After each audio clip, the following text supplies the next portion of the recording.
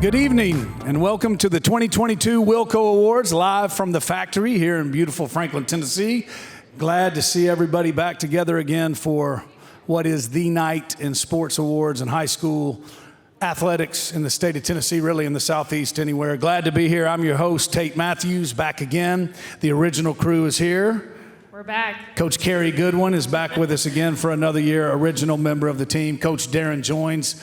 This is the fourth red carpet. We took a year off for the WILLCO, eighth WILLCOs, and ever since the red carpet started, the three of us has been together, and I'm so excited to be here to honor these young athletes, these coaches, and these teams. I'm Tate Matthews again. I'll be hosting along with my co-host, and with that, without further ado, the lovely Coach Carrie Goodwin. Coach, the band is back together again. It's good to see you.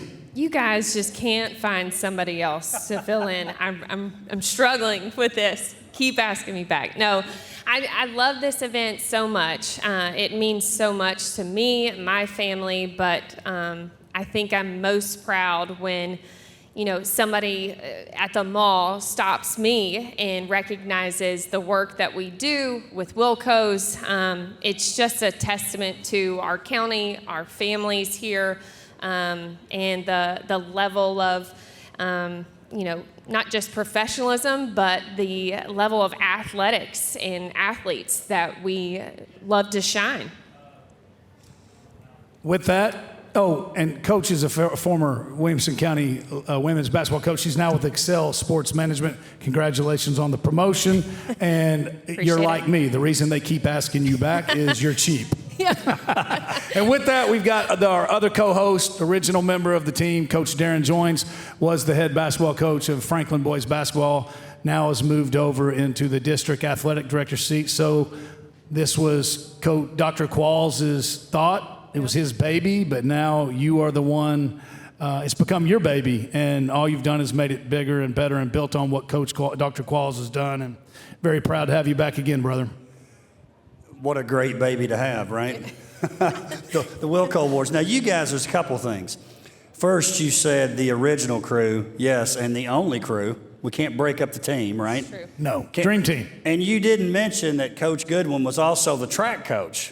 Okay. For cross country. Oh, excuse me, cross country, 1 year cross country coach, right? Record setting.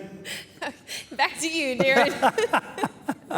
No, this is great. We love being here. We've got a lot of great people who are helping. By the way, if you're out on the red carpet, probably sweating profusely right now, I do want to mention some of the great businesses inside the factory. Fork of the South. They wanted me to mention they've got not only snacks to go, but they also have ice cream and milkshakes. We have Mojo's Tacos available, Five Daughters, Honest Coffee, although you might want the cold. Not cold brew. Sure. Not the hot stuff. And then Pinchies. Tate, you're a big fan of Pinchies, right? Yes. So lots of great. And then Franklin Juice Company out there on or near the red carpet. So we're excited to celebrate the athletes. A lot of work goes into this. A lot of people helping. We've got Franklin Cheer. We've got Summit Cheer here helping. We've got Lindsay Quirk, who's been here from day one, She's helping. Amazing. We've got Mike Fletcher and his security team. You won't notice them, and that's a good thing. It's always good when you don't notice the security guys. But they're here helping. David Harries, who does a wonderful job. Shannon Friend, Brianna Green. The list goes on and on. So appreciative of their help. Well, without further ado, we're going to get to it. Hey, and always, if you're watching this live streaming or when you go back and watch it, most of this production is student-driven. Another thing that we love about it so much. And as always, we've got our three sideline reporters out there, Tia Atkinson, McKinley Johnston, and Lydia Wellborn. And with that, we're going to throw it to sideline reporter one, McKinley Johnston. McKinley? Hi, I'm McKinley Johnston, recent graduate from Summit High School, and yeah, off to Tia.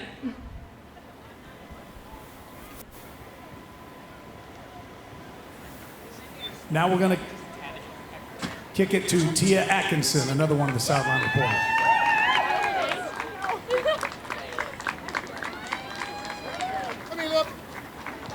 We're going to get to Tia in a second. You ready for Coach Young? Are we ready for Coach around in Nolensville? We're ready to go. Yeah. Let's talk about female teams of the year. Now let me tell you something. We've been doing this a long time. And there's been some tough categories, but we're starting off with a bang. I don't know. I'm going to let you list some accomplishments real quick. But let's talk about Female Sports Team of the Year this year. Coach joins. Brentwood Cross Country, Brentwood Track and Field, Nolensville Volleyball, and Page Soccer. What do all four of those teams have in common? That would be state champions. So to get in this category, you had to be a state champion. Coach Young, we're going to get Coach Young over here to talk to us, Tate. Coach Young, head coach of the three-time defending state champion Nolensville Knight Volleyball. You said you were bringing it with the jacket tonight. He brought it big royal time. blue, electric blue, looking good tonight, brother. We'll call it Nolensville Blue. Okay. Nolensville blue, the beard game's looking straight. Hey, I'm going to let you give this stat because I think this is pretty cool. And you 3 state championships in a row.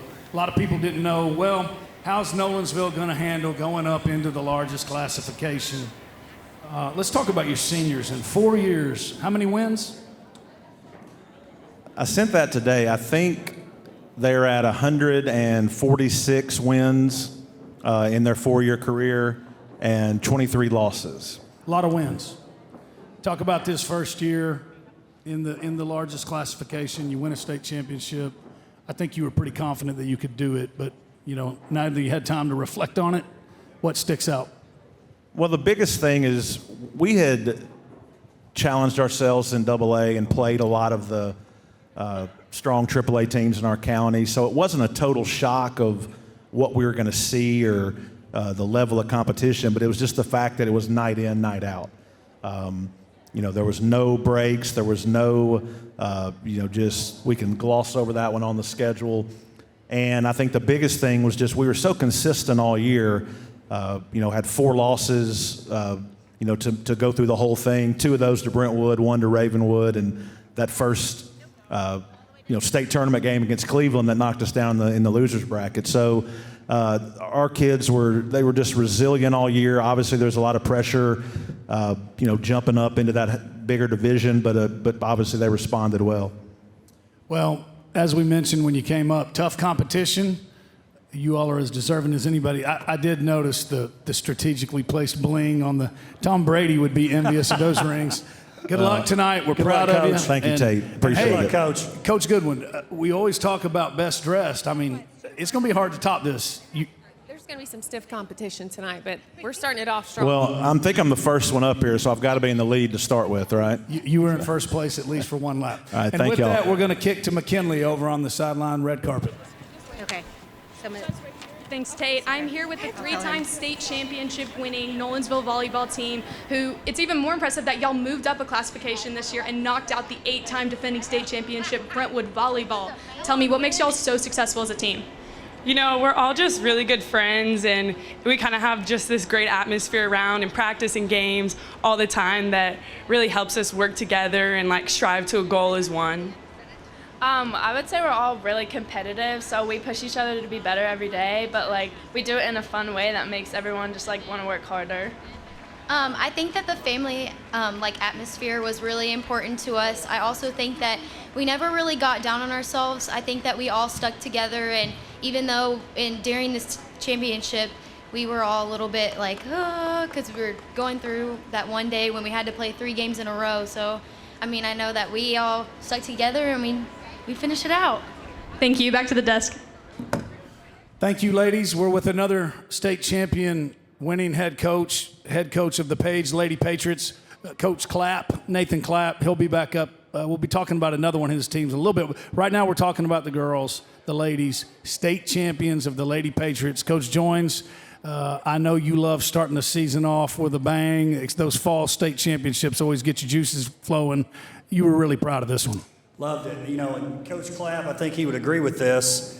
You'd been striving for this for so long, and not only do you get it done in girls, you get it done on the boys' side too. And Tate and I looked this up. That hadn't been done but just a few times. And when you start talking about public schools, it's been done very few times. So, Coach, I know you're proud of that. And one of the things that, Tate and I have these sophisticated types of analogies. I feel like, it's the old jar of olives, Tate. when you open that jar of olives, it's hard to get that first one out, but once you do, they start flowing. You got that first one out, and then it flowed into the spring too, Coach.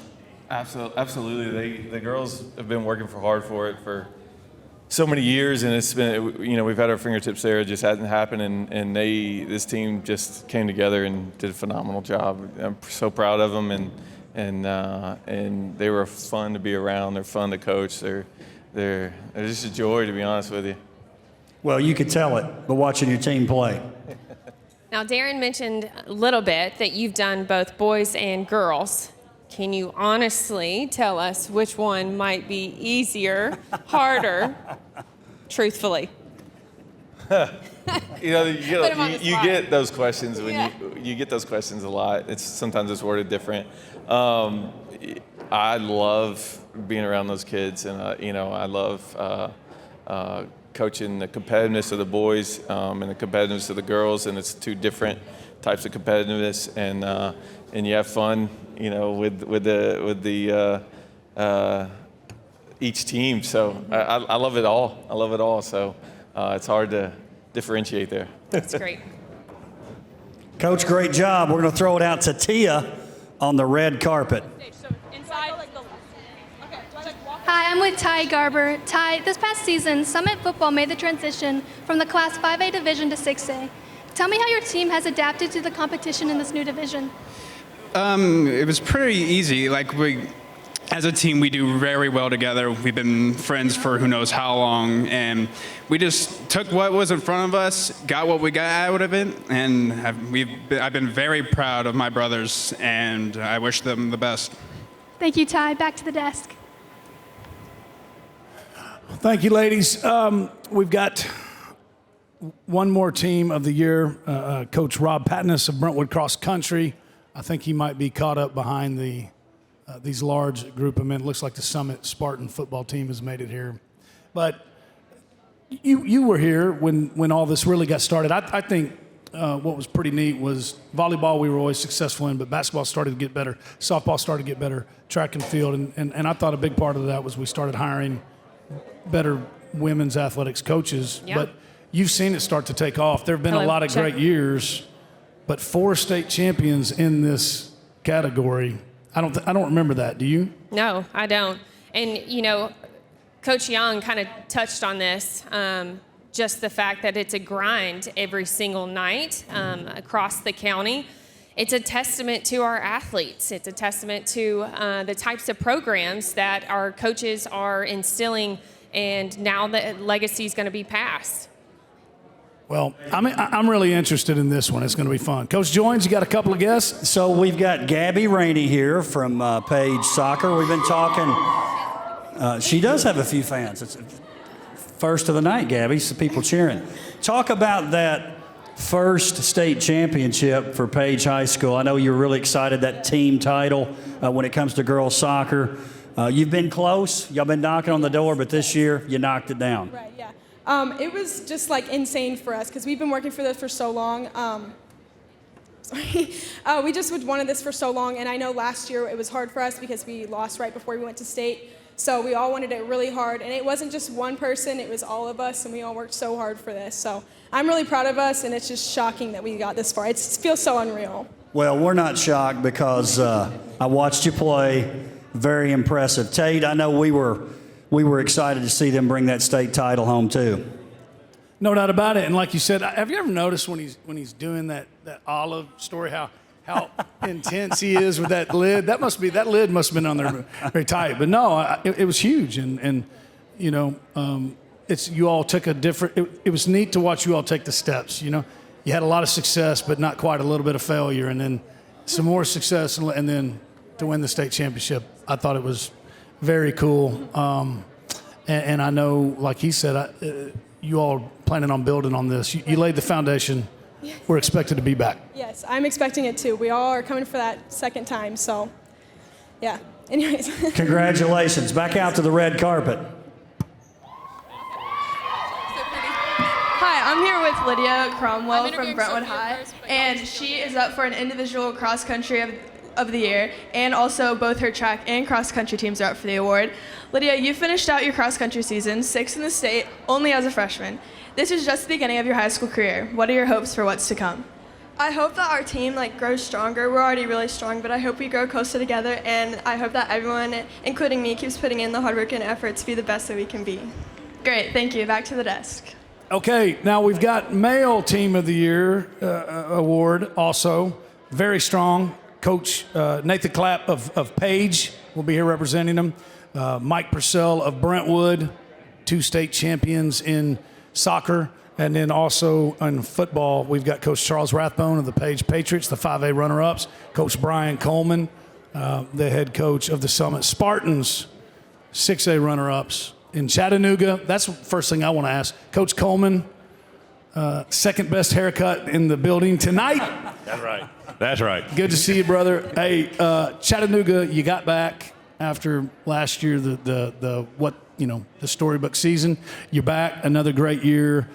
These guys have been so fun to watch. Talk about Chattanooga first, playing there. Did you like it? Would you rather be back at Tennessee Tech? And then you're seeing some great players move on from Twin Lakes, but they will not be forgotten. That's true. Good and bad, pros and cons for Chattanooga. I feel like Tennessee Tech really took care of you a lot as far as ambassadors go. They would call you and tell, Coach, what do you need? What do you need? Where are you going to stop? Where are you going to eat? We didn't have that in Chattanooga. We had to do our own work, which is fine. We're used to it. We're used to getting a venue to eat pregame meal and stuff like that. But the stadium was nice. A little bit smaller, it felt like, so it felt like it was more full. Compact. But everything was nice. Heck, you get the state championship. You shouldn't complain, and we didn't. And you're right. We lost a lot of good players, a lot of great young men.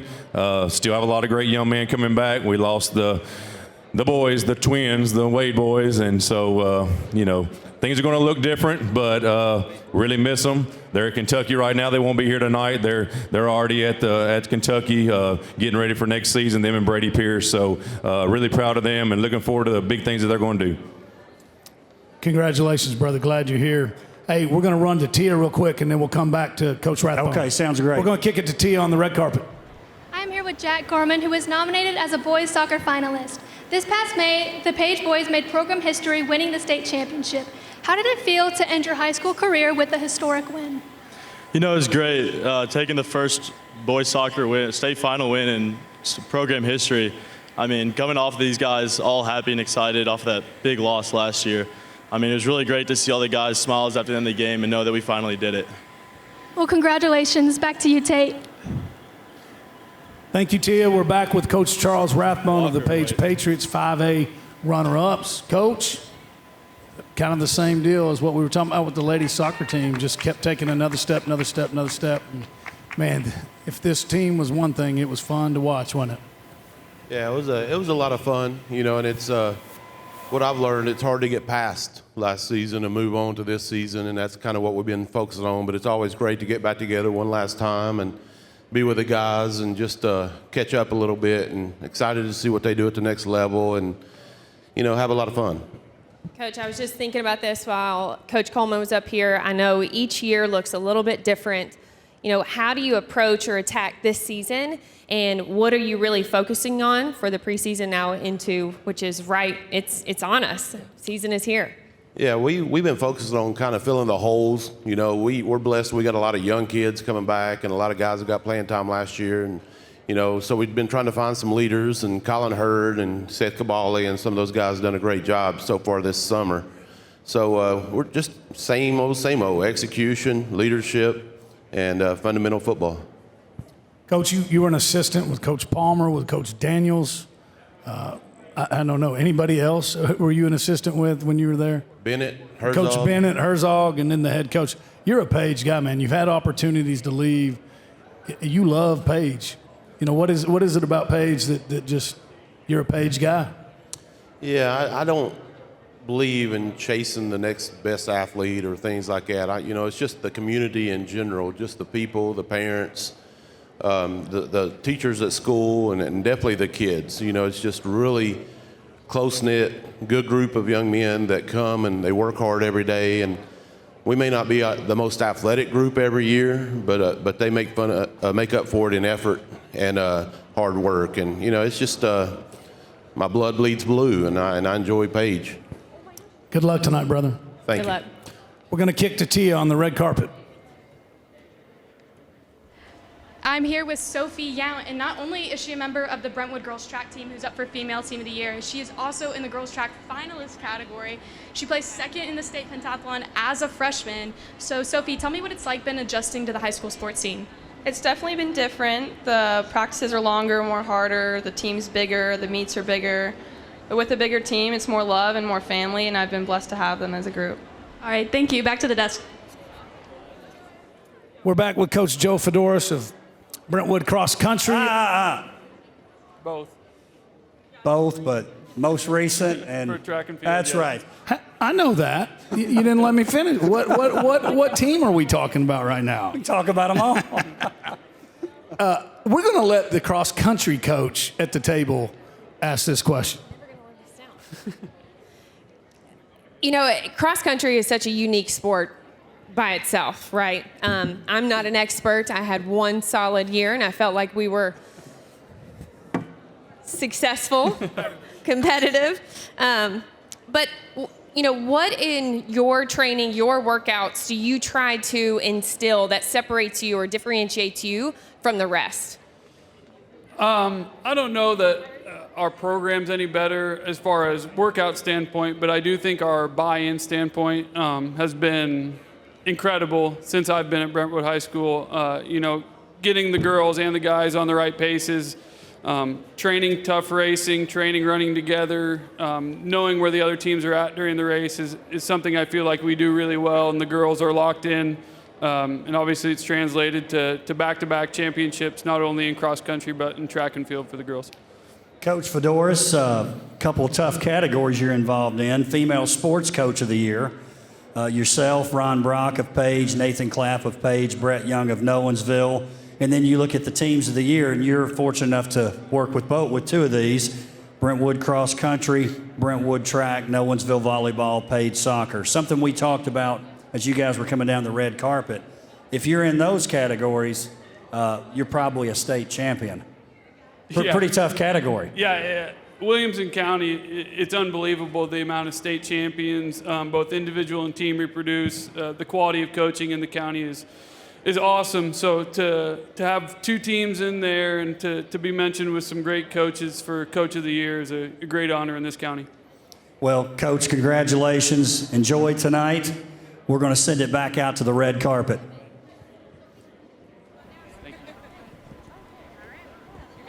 Thank you. I'm here with Colin Hurd with Page Football, who is up for Defensive Player of the Year, and his team is also up for Male Team of the Year. Colin, you were named Region 5 5A Defensive Player of the Year and picked for the first team All-State. What do these recognitions mean to you?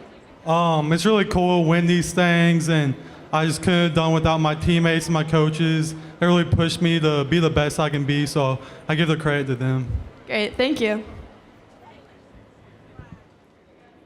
Thank you, ladies. Hey, you're a big deal when they don't even call you by your name. All I got to say is Coach P is in the house. Good. Glad to be here. State champs, first time since 2012.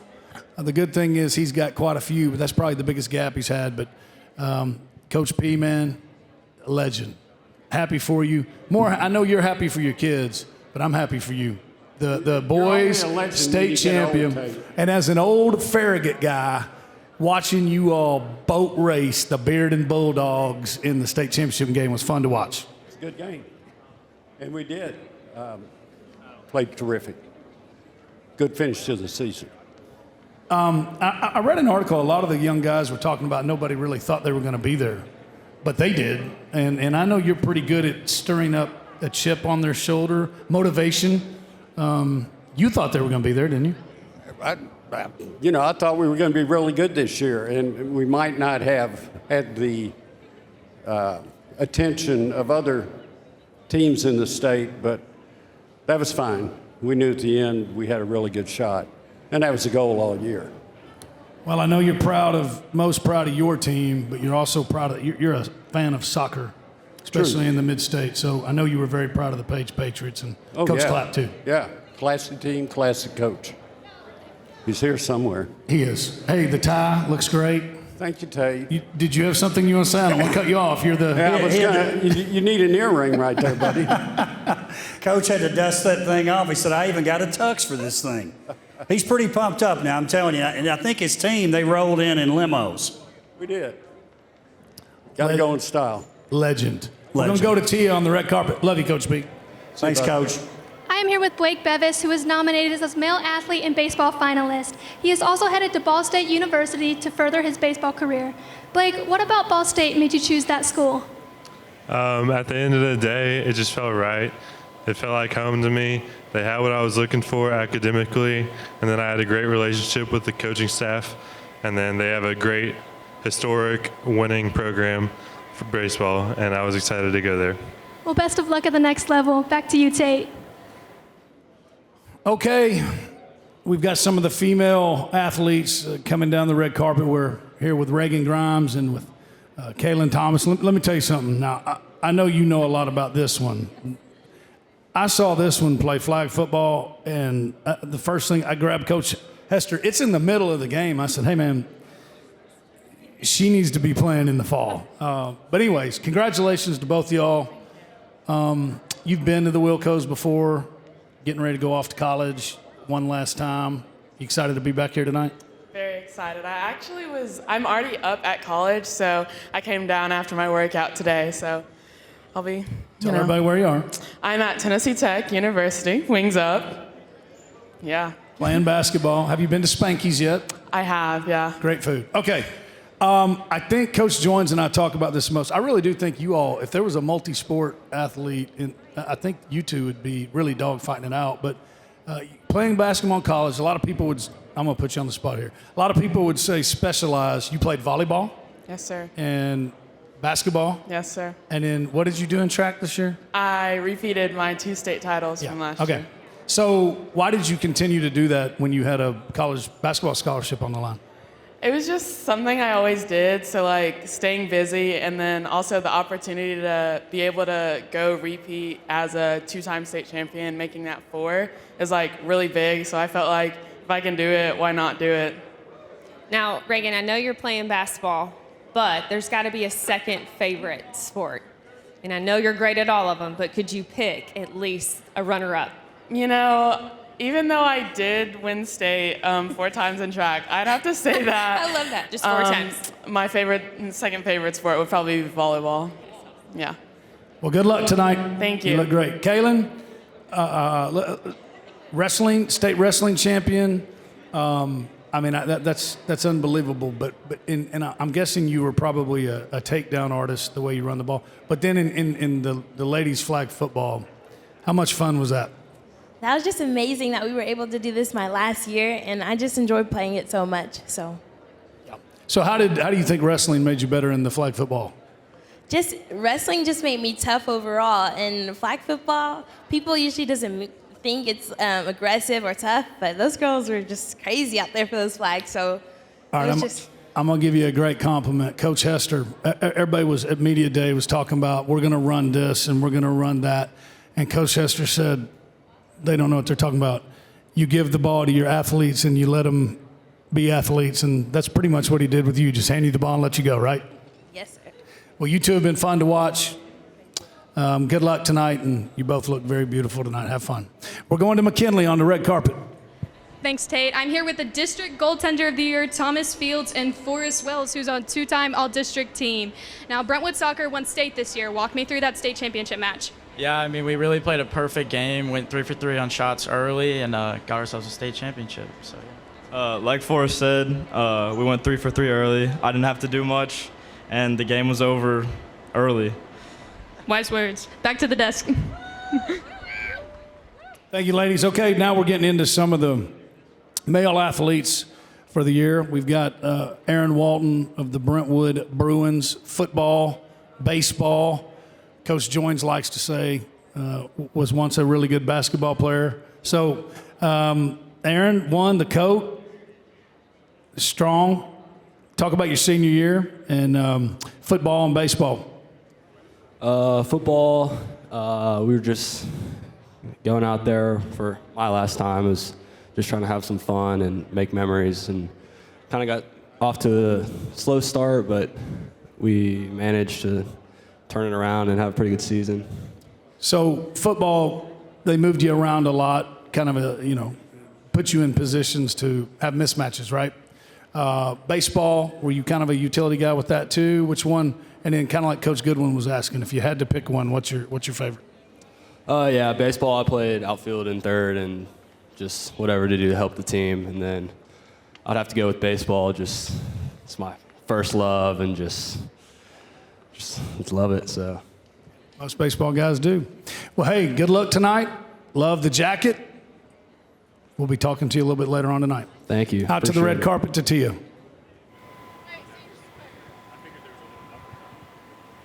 Okay, I'm here with Sarah Kate Rath from Ravenwood, who is up for Female Athlete of the Year and also is up for Girls Soccer Finalists. This year, you were named Co-District Attacker of the Year and led Ravenwood Girls Soccer to their third consecutive state championship appearance. Later on in your senior year, you won the first ever Girls Flag Football Championship, rushing 3 touchdowns and throwing 3 touchdowns just that day. What was it like being leader in 2 different sports? I first off want to thank all my teammates and coaches for being here, because without them I wouldn't be here today. It was great to lead all these younger girls to be successful, and just learning all the skills growing up is just really good to put in, not only for soccer but to flag football. And it was just a really cool experience winning flag football and having to play 3 state championships for soccer. Great, thank you. Thank you, ladies. Okay, I don't think I listed them, but Male Athlete of the Year, Blake Bevis of Ravenwood, Destin Wade Summit, Aaron Walton of Brentwood, who was just up here, and then Jacob Clevenger of Fairview. Jacob, the cowboy hat is strong. I'm not sure that bow tie is quite Fairview yellow, but it'll work for tonight. You're looking good, brother. Thank you. Well, let's talk about it. You've been here before. Your brothers have been here before. Destin Wade, Aaron Walton, Blake Bevis, and you. Pretty tall company to be in that category. Pretty humbling, I would think. Yes, sir. I mean, going into it, you have 3 other athletes that are just phenomenal athletes on their field, and they specialize in what they do, man. And I think going into this, I have the background of having a brother that's been here before in this position. I think he's been here 2 times, and then I have the privilege just to stand here. I think it's an honor just to be in this position, to be the male athlete. So it's just really a privilege, to be honest. Tate, it's something people don't necessarily know about Jacob. So he's got all these sports he plays and he excels. He's also up for Wrestler of the Year. I believe the record this year, Jacob, was 30-2, battled a few injuries early on. Your 2 losses were to state champions in other classifications and divisions. You peaked when it mattered. But this is something people don't know about Jacob. Also a fine arts guy.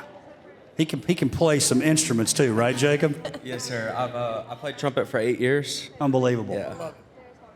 I guarantee he's the toughest trumpet player around. Yes, I guarantee he is. And listen, that's what I love about a lot of these athletes in here. Jacob up for Male Athlete of the Year because of his dominance in his sports, right? You talk about wrestling and football and all the others. But you talk about a well-rounded student too. So we're really proud of you, Jacob, and looking forward to a big night. Yes, sir. Thank you. Good luck. Back out to the red carpet. I am here with Circe Mooney, who is nominated for Girls Cross Country. Circe, as a sophomore, you placed 9th at state. What do you have your eyes set on for the rest of your high school career? The rest of my high school career, I would just like to keep working and improving my time to get to the next goal. All right, well, good luck. Back to you, Tate. All right, we're going to start getting into some of the teams of the year. The athletes of the year individually, the athletes in their categories. Girls cross country. Coach joins. Now, we got Lily Cromwell of Brentwood, Janie Halterman of Independence, Circe Mooney of Nolensville, and then Sophia Boutros of Page.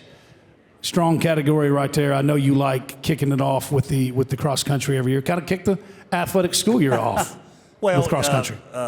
Great opportunity there to talk to our teams of the year and representatives, and also the male and female athletes of the year. Now, some folks that are maybe more specialized in some of these individual sports, but I would say this. When you talk about the running sports, so to speak, whether it be cross country in the fall or you're talking track in the spring. I don't think there's any better than WCS. You take Miss Halterman, who's here with us. Speaking of, come on up here.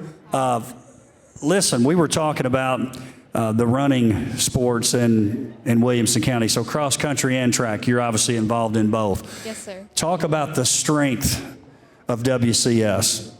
Well, from at least my experience, WCS is really strong in all athletics, but especially in running. We do take control of the field a lot in a lot of our races, and at state too.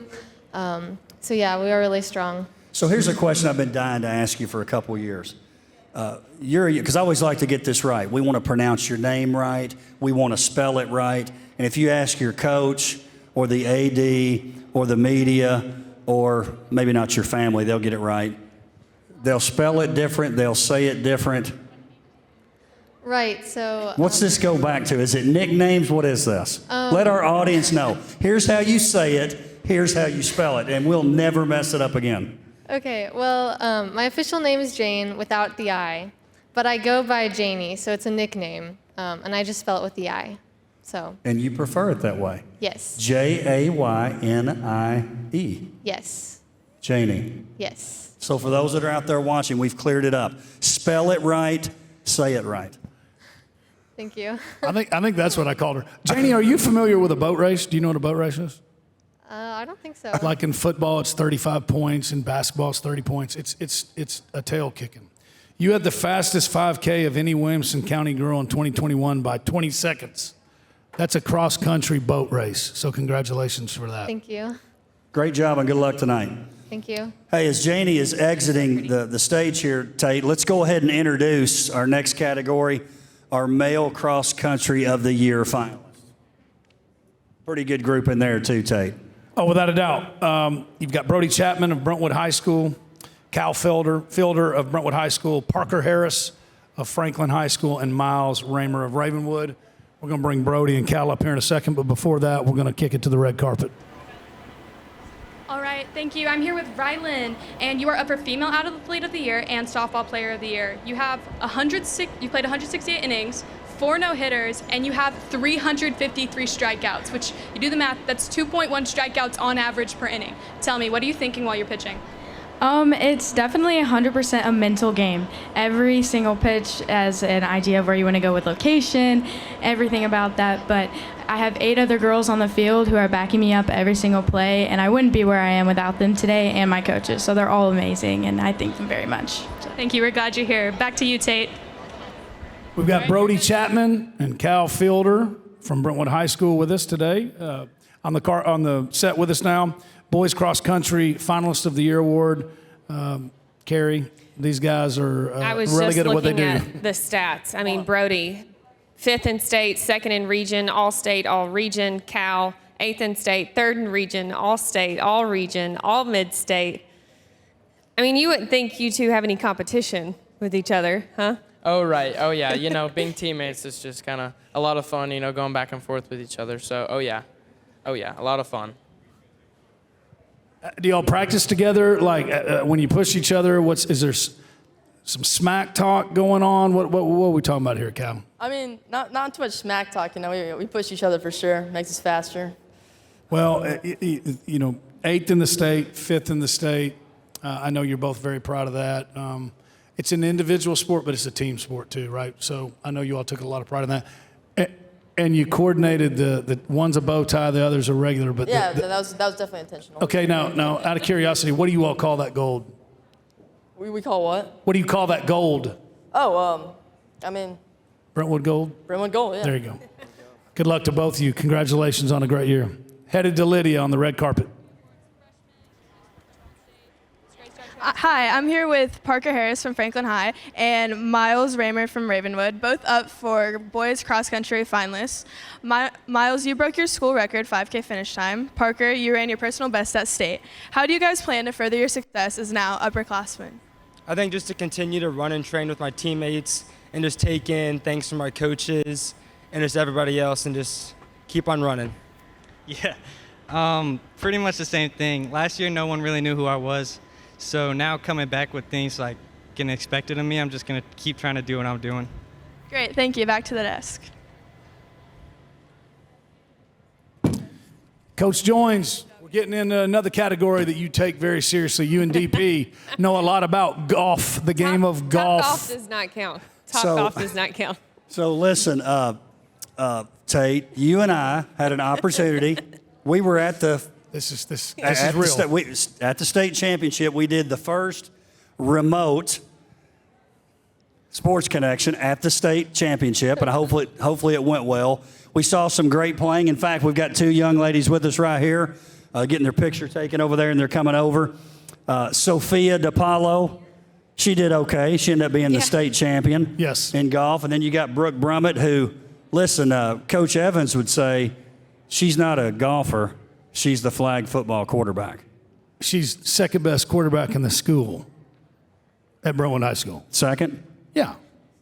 Behind Davis, but he's Ladies, he's young got Speak more up. years Here on they him. are. All right, let's talk Hey, about girls ladies. golf real quick. Brooke Brummett, Brentwood High, Piper Davis of Independence, Sophia DePaulo of Franklin, Hannah Ruth Walton of Ravenwood. All right, we're going to start with Brooke. Golf at Media Day. I remember I listened and you were talking about your dad got you into it. And so a heck of a golfer, great golf career, but then the quarterback of the flag football team, senior year, pretty exciting one. I'm super excited for senior golf and football. I think it's going to bring a bunch of opportunities, and the amount of friends I met in flag football last year was amazing, and we have 2 new girls that just joined the golf team, which is awesome. So now I think we have like 10 or 11 golfers. In my freshman year, we had 2, so it's grown a lot, and I'm super excited. And then we've got Sophia DePaulo. Sophia, state champion this past year. Pretty good year, Sophia. Now, here's what I tell people about Sophia. Because, look, she's got her nice smile. She seems like she's cool, calm, and collected. I was over by the green on day 2, and I think you won the state championship by like 4 strokes, and your mom and dad were there hugging, and you were like, I wanted to birdie that hole or par that hole or whatever it was. You were ticked, and you won by like 4 strokes. Talk about that, Sophia. Okay, so I felt like I left a lot of shots out there. Like, I felt like I played better than, like, my score.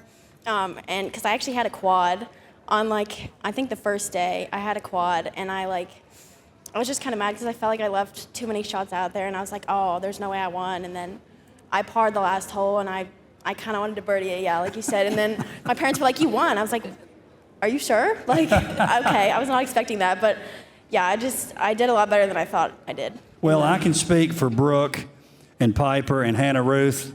They kind of wish you would have left some more shots out there. Yeah. Congratulations. Great jobs. We're proud of you, ladies. Looking forward to tonight. You look great. Back out to the red carpet. Still talking girls golf. I have Sophia Boutros from Page, who's up for the Girls Cross Country Award. And as a freshman, you placed 4th at state. So with this great start to your Page career, who have you been looking up to? I look up to my sister and my coaches for the workouts and the amount that they push me and make me to become my best athlete and my best abilitiness for my sport. All right, thank you. We're glad you're here. Back to the desk. Okay, on the other side, boys golf, Coach Goodwin. Yep. Harrison Akers of Franklin, Luke Beatles of Nolensville, Bryce Calloway of Brentwood, Grant Clark of Page. We've got a couple of the golfers, male golfers with us. Harrison and Bryce, we got you. Come on over. Tate, what's your handicap? I'm just curious. I don't think you can figure it. Does it fit on the scorecard? No. The way we play, I ride with DP. He hits a ball, I hit a ball. We go get my ball. We take it to DP's ball.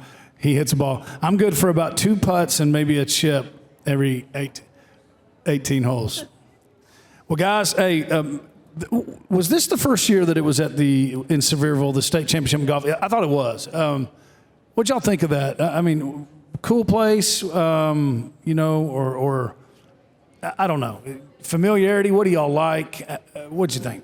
I mean, it's a pretty good course. It's a lot harder than where it originally was. There's a lot of tougher tee shots, but it's definitely a good place to have it at. Okay, so I want to walk through the regiment, the weekly regiment. Practice. I'll give it to him. I feel like it's again an individual sport and a team sport. So you practice with your teammates some, but there's a lot of work that's done on the own. Kind of walk us through, like, what does your weekly work week look like? Well, I mean, for me in Brentwood, I mean, all of my friends are on the team, and so we go out every single day and just practice with each other and play with each other. And then Coach Saunders, our coach, will come out and hang out with us and check up on us and see how we're doing. So, I mean, it's really like an all day, all week kind of thing during the season and just trying to get better for state. So, and then how did the Brentwood Bruins do in golf? Would you like to tell them? State champs. Pretty strong. Well, I think it's great. What are y'all's plans, Harrison? I'm going to play golf at Center next year. You are? Okay. What about you, Bryce? I'm headed to Auburn University in the fall and may try to walk on. We'll see what happens. War Eagle. Okay, we're going to head out to the red carpet. Good luck, fellas. Lydia, you good? Thank you. Is it good? Oh, thank you. I'm here with Grant Clark from Page and Luke Beatles from Nolensville, both up for boys golf finalists. Luke, you finished in the top 20 finish in the state, and Grant, you finished in the region tournament first. So tell me, what's your best piece of golf advice? Stick to your game plan and always trust it. Golf's such an individual sport that sticking to your game plan and always executing what you can do is the key to being successful. So for me, see it, feel it, trust it. It's a pretty key part of my game. You know, when you're out there on the golf course, you want to be able to see the shot that you're about to execute, feel it in your swing, and then it's all up to you to trust it and then execute. That's some great advice. Back to you at the desk. Coach Goodwin, we're bringing up the last two of the women's golf, Piper Davis and Hannah Ruth Walton. Ladies, how was the red carpet? It was good. There's a lot of people out there, and it's really fun to see everybody talking about their own sport and what they do to get better. Talk about this category. It's a strong one. You all know each other very well, and then kind of give us how did the year go for you? I know you're up here for this award, so I know you're very proud. Yeah, my year went really good. I finished top 10 in the state and ended up with a Division I scholarship to go play golf in college. So I'd say my year went pretty good, and I'm still continuing to play tournaments throughout the summer and get better. Where are you going? I'm going to play at Lipscomb. Sweet. How about you? Our season went really great. You know, we won districts and regionals, me and Emily and Holly. And I'd say going into state, what motivated us the most was we all had to perform at our best, but we knew we had a chance. So that's what pushed us the most this year. Kind of like the boys. What does your week look like? I mean, what are we doing in the morning? Obviously, we're going to school during the day, and then what does the practice look like afterwards? Yeah, so with golf being obviously an outdoor sport that takes time, it's like you have school and then you're headed straight to the golf course each day for a couple hours, or with matches like a few hours. So it takes up a big amount of time, and leveling that with schoolwork, it's a lot to tackle. Yeah, and I know for me during the summer, it's wake up really early as I can, go to the gym, and then I'm at the golf course until it's dark. It's something that you only get so much daylight. Like she said, it's outside, and only so many days where it's not raining or you can't be out there. So you've got to put in the work while you can and make sure you're lengthening your time in the best way possible. So right, she said after school, we have matches almost every Tuesday and Thursday, and we're there till it's dark, and we've got to go home and shower and do homework, and most people have been home already all day. So it's something that we've got to take a lot of time consideration into. Well, good luck tonight. Congratulations on being here. You're a winner, regardless what happens, just being in the finalists. So congratulations. Thank you. Going to Lydia on the red carpet. Hi, I'm here with Chris Parsons from Ravenwood High, who is up for Football Offensive Player of the Year. Chris, this year you were already named Offensive Player of the Year region for 676A and have received 21 offers to continue your sport at the collegiate level. What made you pick FSU? FSU was always my dream school growing up, and I feel really comfortable with the coaches there, and I feel like it would be a great fit. So when I got the offer, I visited the school, everything felt great, and then I committed. Great, thank you. Good luck. Thank you. DJ, I see a football defensive finalist of the year, so not really where we're supposed to be, but that's where we're going to go. Come on up, Jake. Come on up, Jake Brock. So listen, and I think most people now feel very comfortable, Tate, that I'm not the Franklin High School basketball guy. I'm the district athletic director. But just to prove this young man, and believe me, when I was at Franklin, we had some heated contest. This is one of my, I don't mind saying this out loud, one of my favorite athletes in the district for a lot of different reasons. Number one, I mean, look at the smile. Who couldn't be happy around Jake? I love his family. Dad, great guy. Obviously, he takes after his mom a lot. Yes. But I'll say this about him. He excels in football. He's done the track and field thing. And then in basketball, he has a tough injury, a career-ending injury in terms of high school. And you know what he did the next day? He was like helping coach the team. It was so impressive. Jake, when I think about Brentwood High School, beyond football, you're one of the first guys I think about. Yes, sir. Thank you. That means a lot. We think really highly of you guys, too. It's always good to see you guys. So I'm just excited to be here today. All right, well, he's up here for Football Defense of the Year. Yes, he is. Sorry, I got on the Jake Brock wagon there. No, I love the Jake Brock wagon, but you just had to weave basketball in there somewhere. All right, so he's up for Defensive Football Player of the Year. 173 tackles, 2 interceptions, all-state, all-mid-state, all-region. They played 12 games. Coach Goodwin, I know you're always impressed with my math skills. That's 14 tackles per game. Jake, that's a nose for the football, brother. That's fearless, too. Talk about that. You obviously like hitting. Well, yes, sir. Our defense prides ourselves in just always attacking the ball every play, whether it's a solo tackle or an assist tackle. And when we lost Coach Crawford last year, Coach Kane, our new DC, made sure we were a really strong group. We were really close.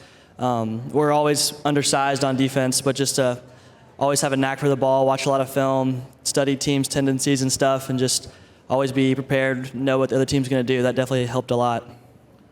You're in a tough category, but I think you got a really good chance. And tell your dad that I said your Bruins would have beat his Wild Kitties any day of the week. Go ahead, Coach Joynes. Tell you before we throw it back to the red carpet, because she's been waiting patiently, we're going to bring Kennedy Riggs up.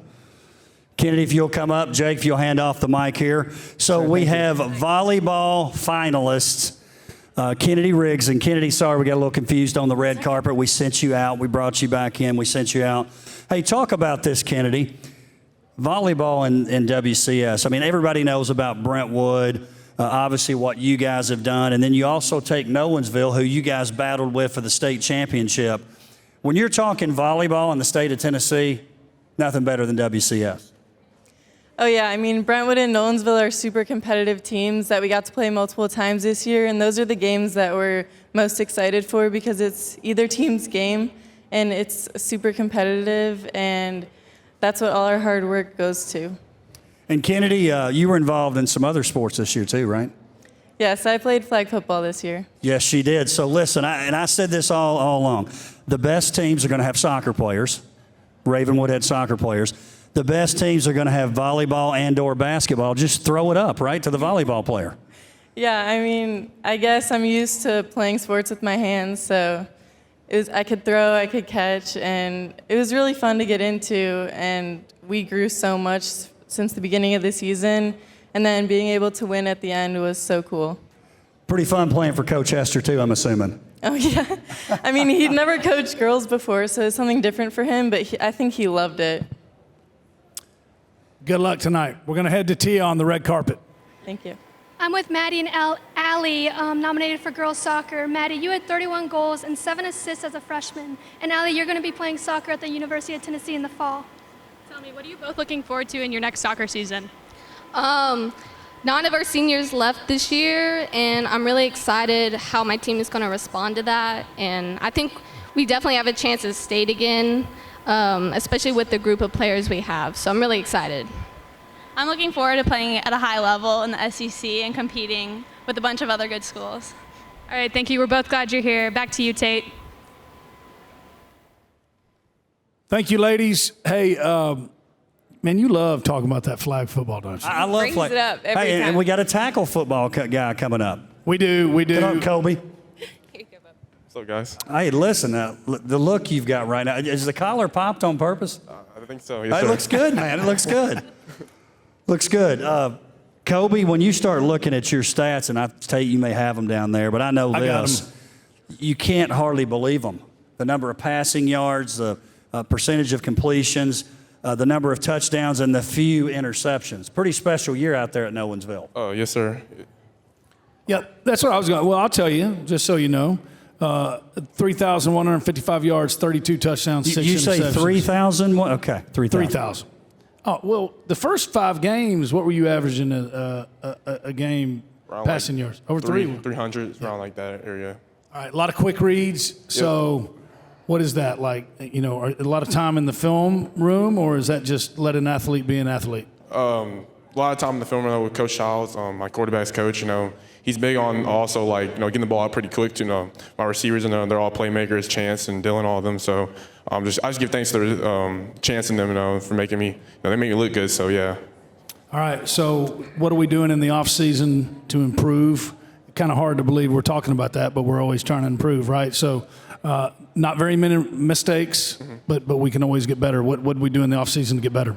Just footwork, honestly. Footwork is key at quarterback position. If you don't have footwork, you might not be that successful that I had this past season. So I'm kind of just focused on the footwork part, and also just having timing with Chance and all them same receivers and stuff like that. Yeah. Well, good luck. I know the Knights are poised for another big season, and the quarterback watch list. I know you're right there in the mix of it. Going to be fun, man. Thank you. Drink some protein shakes. Thank you. All right, we're headed back out to the red carpet with the ladies. I'm here with the star, DJ Star. DJ, you averaged 12.7 points per game. Your first team all-district regular season, all-district tournament team. Tell me, what has it been like adjusting to Ravenwood for just your senior year? It's definitely been a switch for sure, moving down from Illinois to Tennessee, but just moving to Ravenwood and having a great team and a great coaching staff around me to help and support me, it's just been amazing. And for my senior year, coming in, it's just been a lot of work put in. Congrats on being nominated. Back to you, Tate. We got Mackenzie Cochran sitting here first.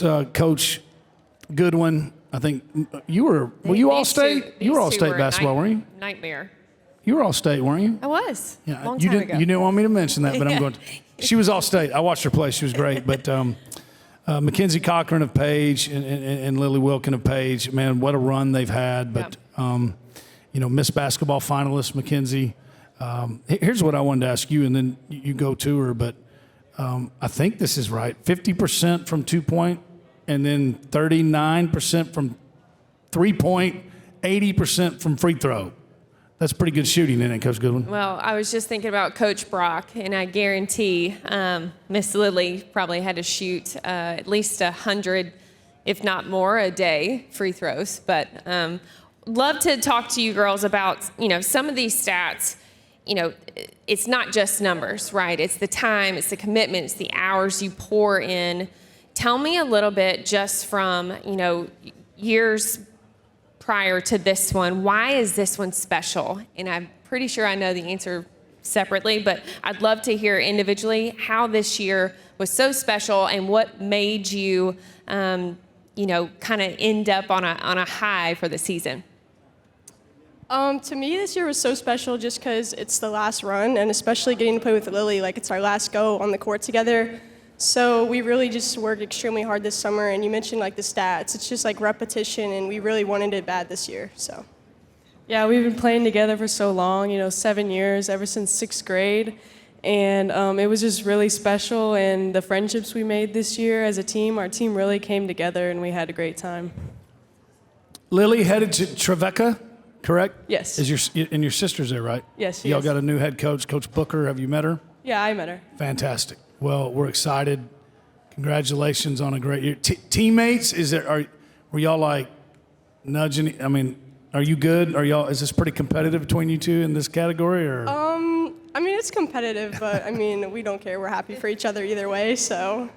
Well, good luck. It's you two, Mackenzie Cochran and Lily Wilkin, Reagan Grimes, and Sydney Ryan in the girls basketball. It's gonna be fun.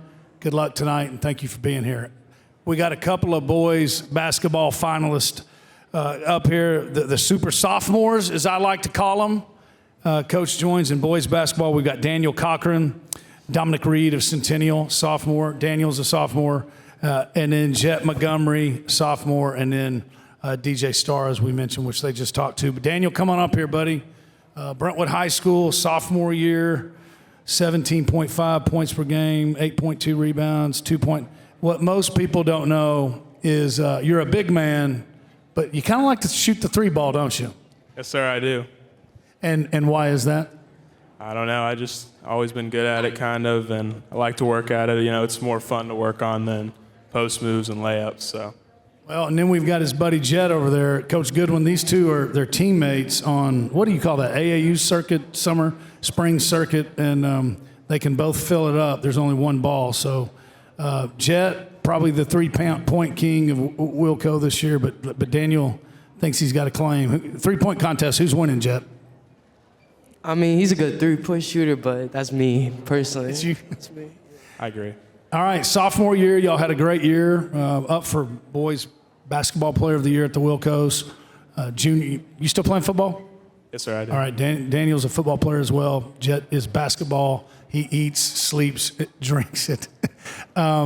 What's up for your junior year? What steps do y'all want to take? Me, like I said, I'm going to try to play more on the wing. You know, I can always go inside, but I'm going to try to spread my game out a little more. I just want our team to get better.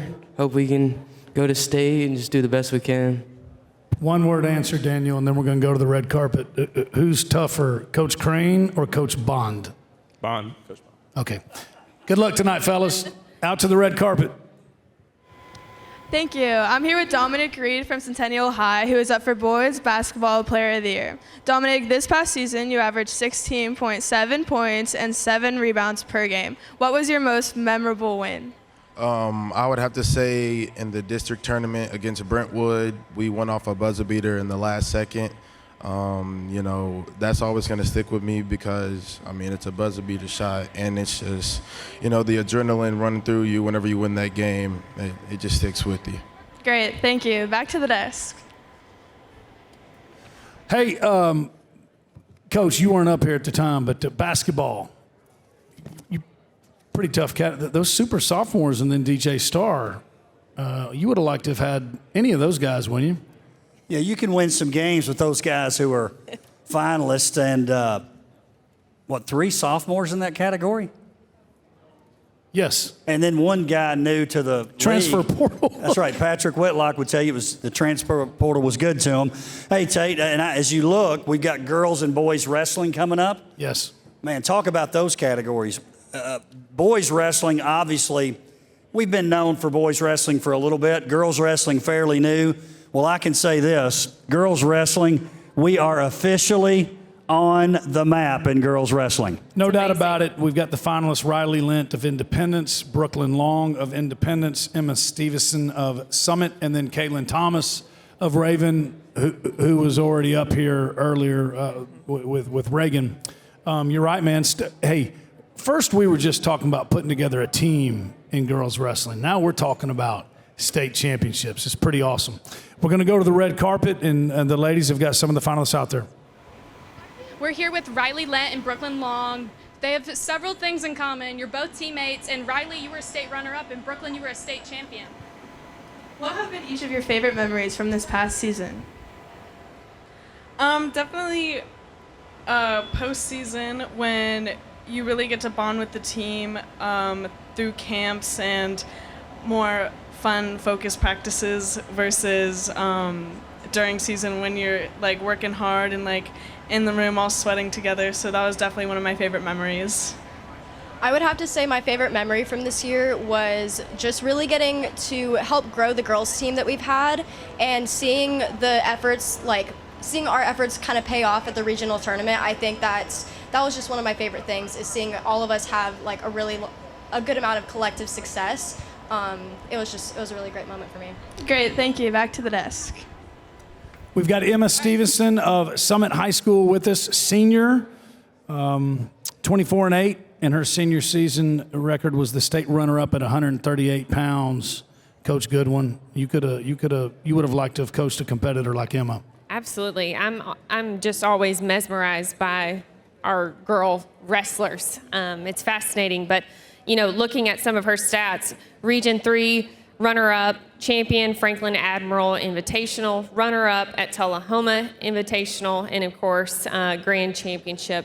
Emma, tell me a little bit just about your routine, right? Because everybody has kind of their approach to, their match. I'd love to, just quick high level, tell us what you do every time before you start. That's more of a routine for you. So I got these noise canceling headphones so I can block out everyone, probably like 2 or 3 matches before at least. And I would go in a corner and start drilling and just start listening to music and start dancing and trying to get out of my head so I'm not distracted or scared. Hey, Em, I want to ask you this. Do you ever use those noise distracting headphones to drown out Coach Miller? I cannot confirm nor deny. Hey, listen, I know he's out there watching. He's with his dad tonight. So, Coach, if you're out there, Emma's doing you proud, and I know these other guys are going to too. And before we hit the red carpet, let's bring up Kendrick Curtis. Come on up. Emma, if you'll hand off that microphone. You prefer Kendrick, Ken? I hear it both ways. What do you prefer? Kendrick's fine. Okay, so if and listen, I'm not saying I'm doing this because you could probably take me. Probably, surely. Yes. So it's like your parents might say Kendrick when they're upset with you. Yes, sir. Hey, listen, Kendrick, pretty exciting. You guys had a great year. You're part of a state championship duels team last year. This year, you had some tough breaks, really, with injuries and some other things that happened. And I thought you had a shot at both of those team championships. I'm probably a little disappointed. You finished in the top 4. Is that disappointing, Tate? No. But then you and Jacob Clevenger, y'all bring it home. I was there for that. Talk about the excitement of not only you winning it, but your comrade winning it too, Jacob Clevenger. Yes, sir. It was amazing. We both worked really hard for it. We both worked together.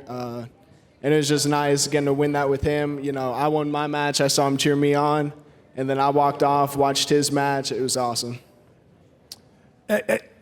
Hey, 61 wins, 39 pins. Unbelievable. Yes, sir. That's a lot of matches, man. Yeah.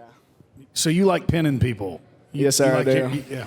Hey, one more question, though, Takes. This is a serious question. And if you don't watch, just act like you do.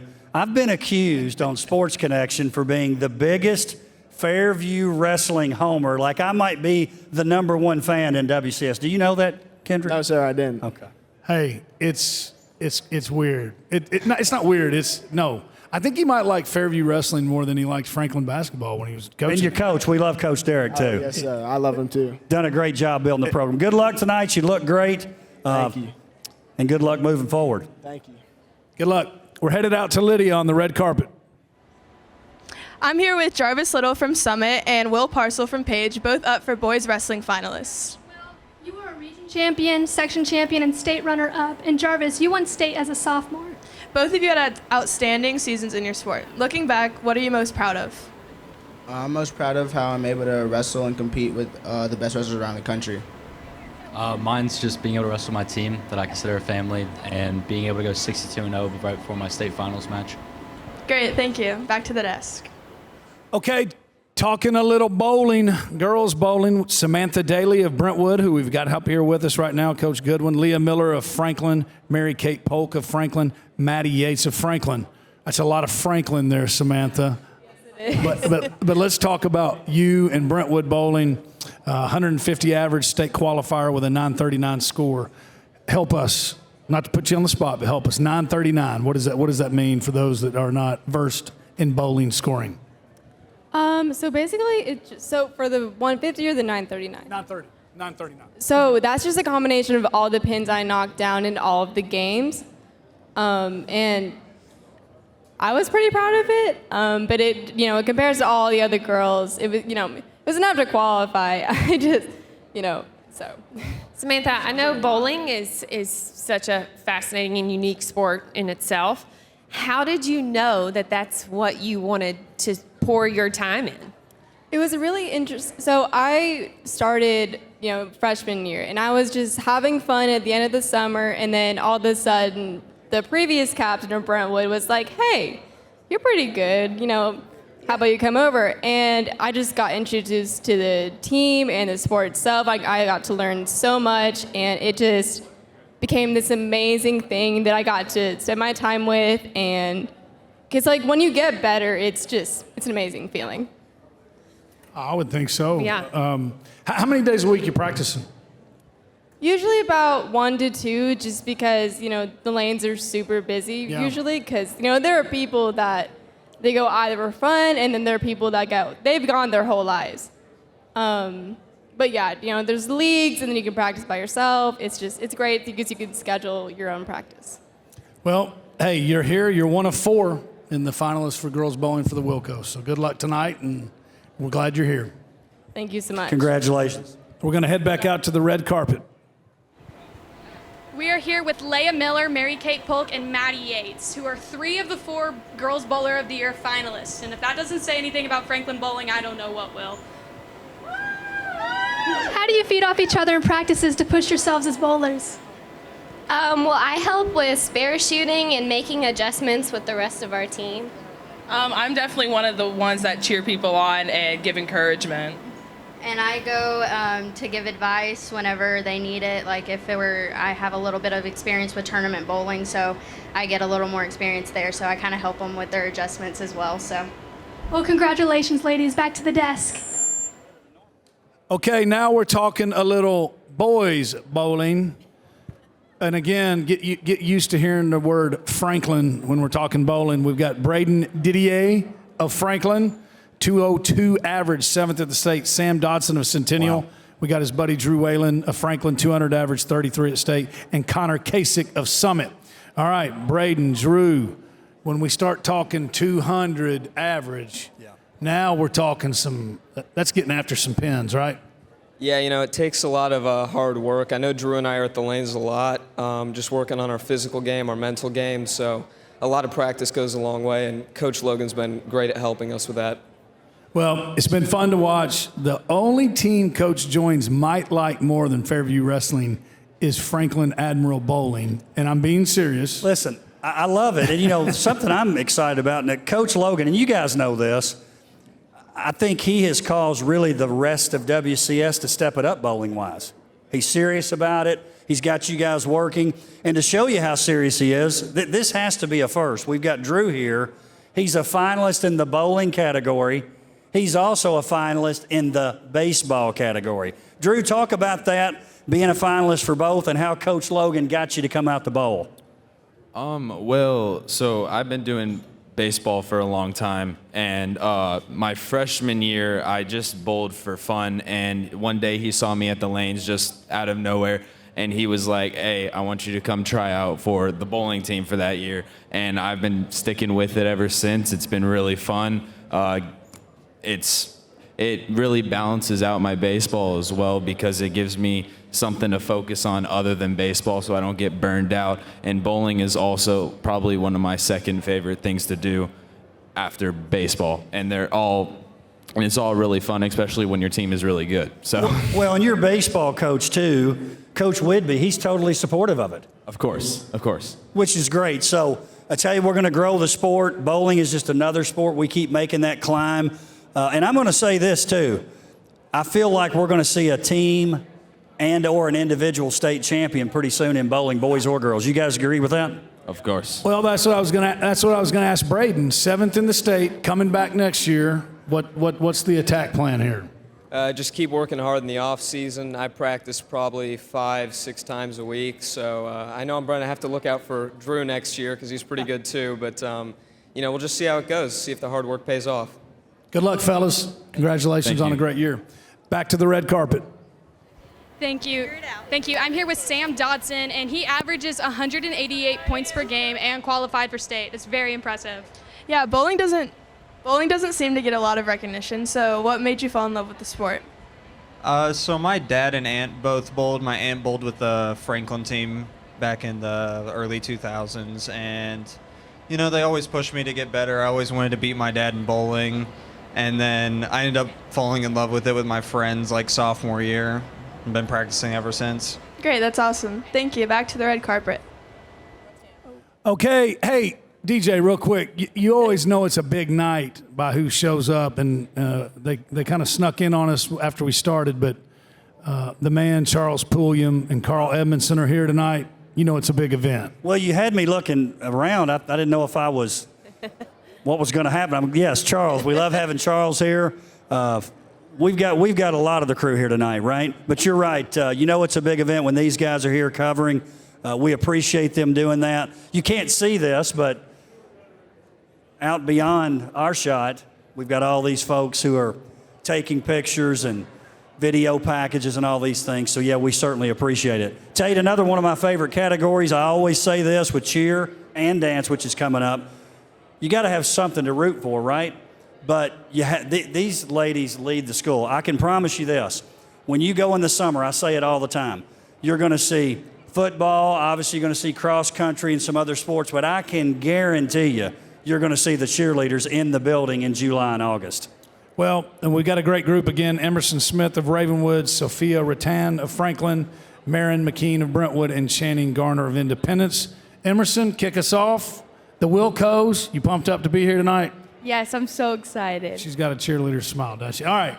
Hey, talk about, you all do, I don't think anybody puts in any more time than you all do, and it's really to, lift up another team. Why do you love being a part of that, and why is that something that you're so passionate about? Honestly, I really just love building a community for my school. I think it's really important that everyone comes together, and I think being a cheerleader, it's really easy to help everyone come together and cheer on sports, and I love it. A lot to cheer about at Ravenwood as well, right? All right, introduce your other finalist with you. This is Channing. Hi. Channing, Independence? Yes, sir. Football, did you do basketball too? Yes, sir. For a few years, yes. You did? Okay. Same deal. What is it about cheer that you just love being a part of it? And it's just so special to be one of those people in the school that's a cheerleader because, we take pride in kind of being more approachable people to people and like having open arms and just always being someone that anyone can come talk to about anything ever. And I've always loved being a cheerleader. And it's just been so amazing cheering on the Eagles the past 4 years. It's been so special. I'm Sophia from Franklin. Same question. Y'all, hey, they brought the most energy up here tonight. Talk about it. What is it you love about being a part of Franklin Cheer? Yeah, just because we cheer, obviously football and basketball, but we get super involved with all the other sports as well, just showing up to their events, making them a little care package at school, and you just build a different type of bond because you're there supporting each other, and especially with the staff at the school as well. It's just definitely you get a different outlook on high school being so involved and being on the sidelines at all those sporting events. So it's definitely good. I've really enjoyed all at 4 years. Okay, one word answer, pass it down the line. What's the hardest part about cheer? Time management. I think the hardest part about cheer is keeping a smile on your face when maybe your team isn't doing the best. Just trying to keep a positive attitude. Just, how it is. You win some, you lose some. Yeah, so I definitely think definitely keeping a smile on your face is hard, especially we're all teenage girls, so we're all gonna have some sort of attitude, but keeping that a good attitude is always good, but yeah, that's probably the hardest part. Well, I think they had a great attitude tonight. Good luck. Thank you. Glad you all are here. Back to the red carpet. So, you're Asher. Thank you. I'm here with Hannah Hodgen, Riley Kate Green, and Madison McMullen. What has been your favorite memory this past year? I'd say my favorite memory was probably Nationals in Walt Disney World, just because it was an amazing team bonding experience, and we also didn't get to go the year before, so it was just amazing to be back there. I think also competing at Nationals and state for my very last time this year, showing off all of our hard work from the whole season since last summer. And also nationals for us because Nolensville High School's only gone twice, and this year we were able to qualify for semifinals with both of our dances, making school history, which was just amazing. Well, congratulations on your nomination. Back to you at the desk. Thank you, ladies. DJ, we got your buddy Brian Fisher up here, Franklin Unified Track. Let me tell you something. I don't know if you know this or not, but we always have a best dressed kind of unofficial category. I think we got a new leader in the clubhouse, Coach Goodwin. I do. I think he looks amazing. You excited to be here tonight? Yes. Well, talk about the track and field season. What was your favorite part about it? So mostly about Fisher is that he's like super strong, super fast as a person. But that's the best part about him. Got a big heart, right? Well, you do too, brother. Hey, I love the jacket. Can we put him in first in the driver's seat right now? He's in first. Hey, I want to ask Brian this too real quick. Brian, you and Fisher always eating lunch together there at school too, right? That's pretty special. Yes. Yeah, it's pretty neat. If you have a chance to go out to Franklin High School, you'll see Brian Fisher out there with Fisher and all their unified track buddies. Pretty darn special. Thanks for coming out tonight. Glad you're here, brother. Thank Have you. fun. Thank you. Back to the red carpet. I am here with Victoria Voronkina, who is nominated for girls tennis. Victoria, your mother played tennis at Lipscomb for 3 years. How has she impacted you on your success and passion for the sport? She's done so much for me.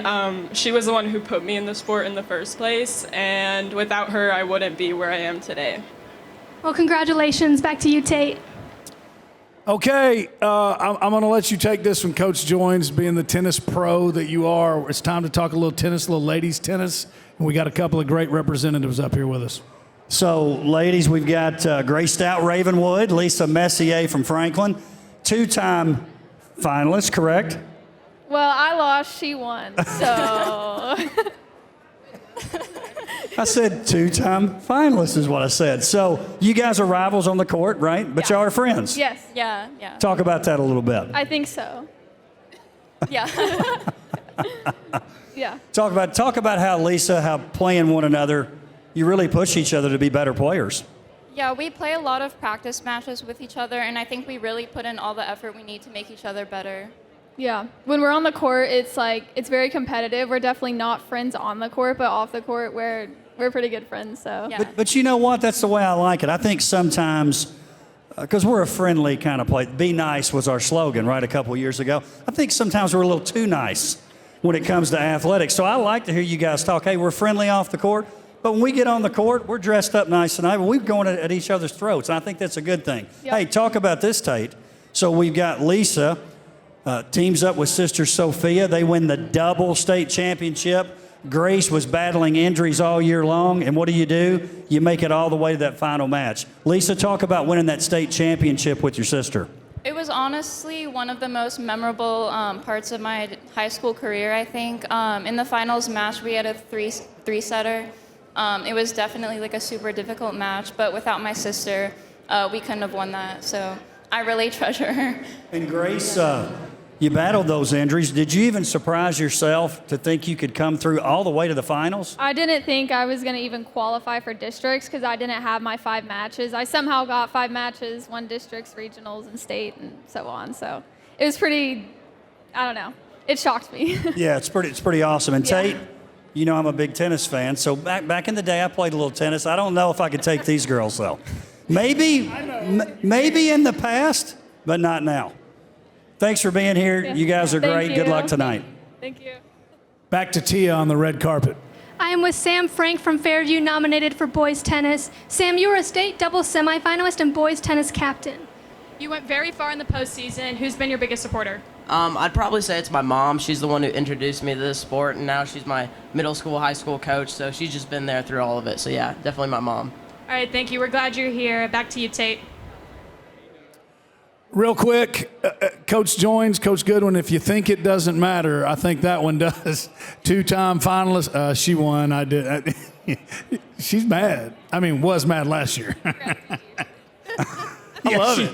Yes, she definitely did. Hey, talking a little boys tennis now, we got Patrick Dells, Ravenwood High School, the winner in this category last year, probably the favorite coming in. Patrick, another great year. And talk about this. You were at 2 years, right? You came in from another state, going to the University of Kentucky. Tate, next year not going to play tennis, certainly could play tennis if he wanted to. But Patrick, talk about being part of not only that Ravenwood tennis team, but the Ravenwood community. Oh, the Ravenwood community as a whole is just such a great place to be. I mean, let alone the tennis team, all those guys. Whenever I'm on the court, they're there supporting me, and that's all you can really ask for. Hey, I'm going to say this too, Tate, because you saw that with the 2 young ladies. And watch Patrick play a match. This dude's a killer.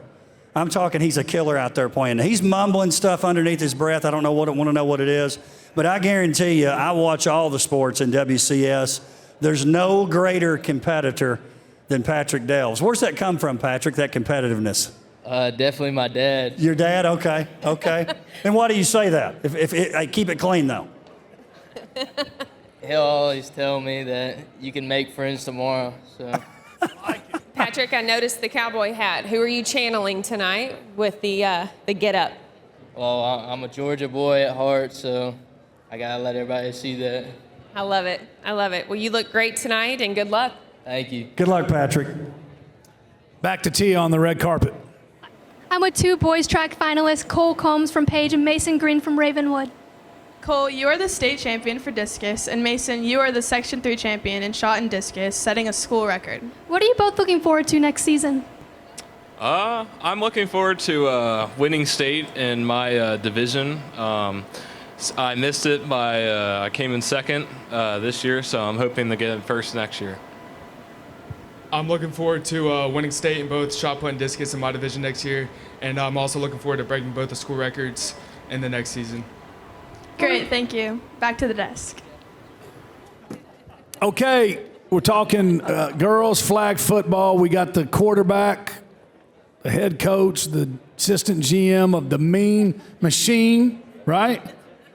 Coach Hughes, head football coach, and his lovely bride of Fairview Yellow Jacket football. But we're going to talk. You want to talk girls flag football? We're going to talk flag football. I don't know that anybody was more pumped up about this than you, right? When Coach joined, said, "Would you all be interested?" You said, "In," right?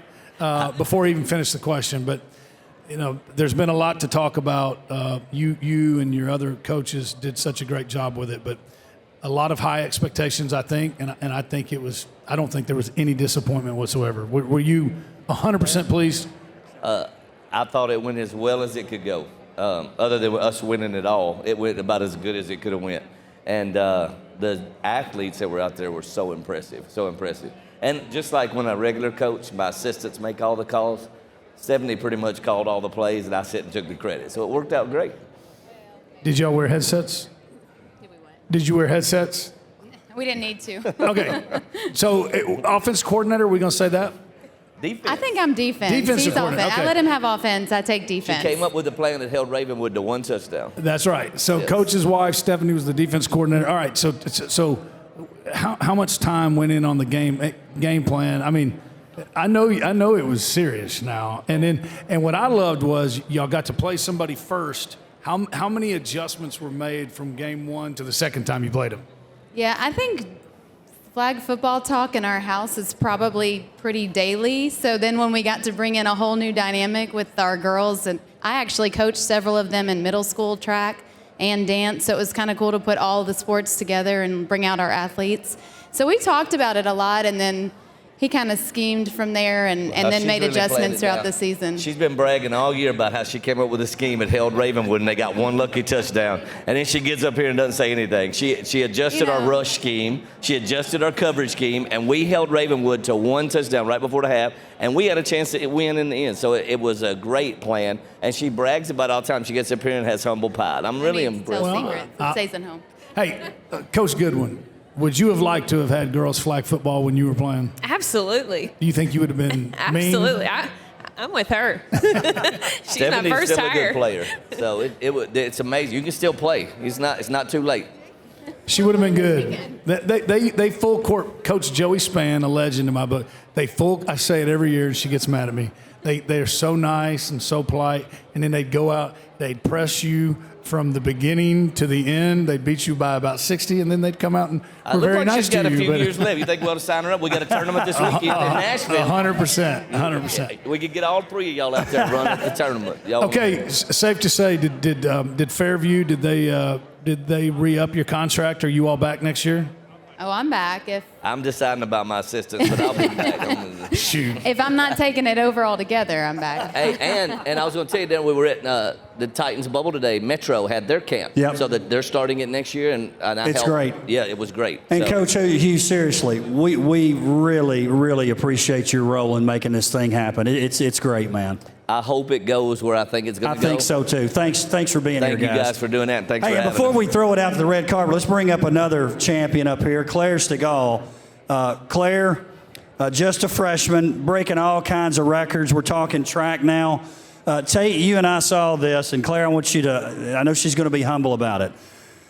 When we were watching the state track meet, and it was the 1600, I believe, it was like you were running a different race. Everyone, if we're here, we've got people still out on Franklin Road behind you. It was pretty unbelievable what you did, obviously winning the state title. But how do you even focus when you're so far ahead? Are you just doing your thing? Yeah, I'm more focused on my time and wanting to PR. I don't really think about anything else if I'm way far ahead. Just making sure I'm hitting all my times and doing that. And Tate, I know we talk about this. One of our favorite events is the Grade 8 at NBA. Well, what happens at the Grade 8? Claire, as a freshman, has the 4th fastest time in the history of Tennessee. And then, if I'm not mistaken, you were on ESPN at some kind of event recently, and you did a little better than that, didn't you? Yes, sir. And what was that? I ran 4:42 for the mile, the full mile. Yeah. I can't drive that fast. Well, speaking of driving, Claire, can you drive yet? So my birthday was June 5th, so I just got my permit, so I've driven a couple of times, yeah. Hey, let me. Coach joins, Coach Goodwin. We were there. Now, I'm telling you, I haven't been able to see. And so you're a freshman, right? You're getting ready to be a sophomore. Yes. And so she won the 1600 and 3200. We were there. She won the 1600 by more than 15 seconds, right? I think so. Yeah. That's like, that was. I told Coach Joins that did somebody like wipe the rest of the fit? Did they fall? Did somebody trip them? So are you? At what percent are you the entire mile? I think I'm in the top 20 in the nation. Oh no, I know that. But what percent effort are you giving? Are you running 97% the whole way? 100%? What are you doing? At state? Yes. I was probably going like 95%. It was a bit windy that day, but I was going hard, yeah. Well, unbelievable. We're really proud of you. Have a great night. And we're going to go ahead and bring up 2 more of our track finalists on the boys' side. Thanks, Claire. Thank you. Hold on one second. We're going to go to Lydia real quick, and then we'll bring them up. Okay, sounds great. Hi, I'm here with Landon Robbins from Franklin High, who is up for boys soccer finalist. Landon, you finished out your senior season with 7 goals and 12 assists in just 18 games, and you were also named co-district MVP. What are your biggest takeaways from this season? Well, I think the biggest takeaways and the memories I made with the team over the years. I mean, we have a younger team coming up, and to influence them is the greatest part of the game. So, yeah. Great, thank you. Back to the desk. Okay, boys track. We've got Aiden Carter of Brentwood, finalist in the boys track category. Sterling Weldon of Nolensville. Aiden, decathlon state champion. That's what I'm talking about. Coach joins. I'm a big decathlon fan. State medalist in the 110-meter hurdles, 5th, 300-meter hurdles, 8th, triple jump, 5th, long jump, 7th. There you go. Points, right? And then Sterling Weldon of Nolensville, a high jump of 6'6". That tops Dr. Qualls when he was at Centerville High. 3rd best in the state in mark with a school record long jump of 23.1, top 8 mark. 4x100 relay. It was on the 4x400 meter relay, ran the 100 meter in 11:16, 200 meters. So, guys, sounds like you should have been a decathlete too. I don't know if maybe you can't pole vault or something. But Aiden, let's start talking about the decathlon. I love it. State champion, Brentwood High, following in the steps of Jet Kinder and the guys. Yeah. That's pretty tall company to be in. Congrats. Thank you. Talk about the state championship. What was the experience like?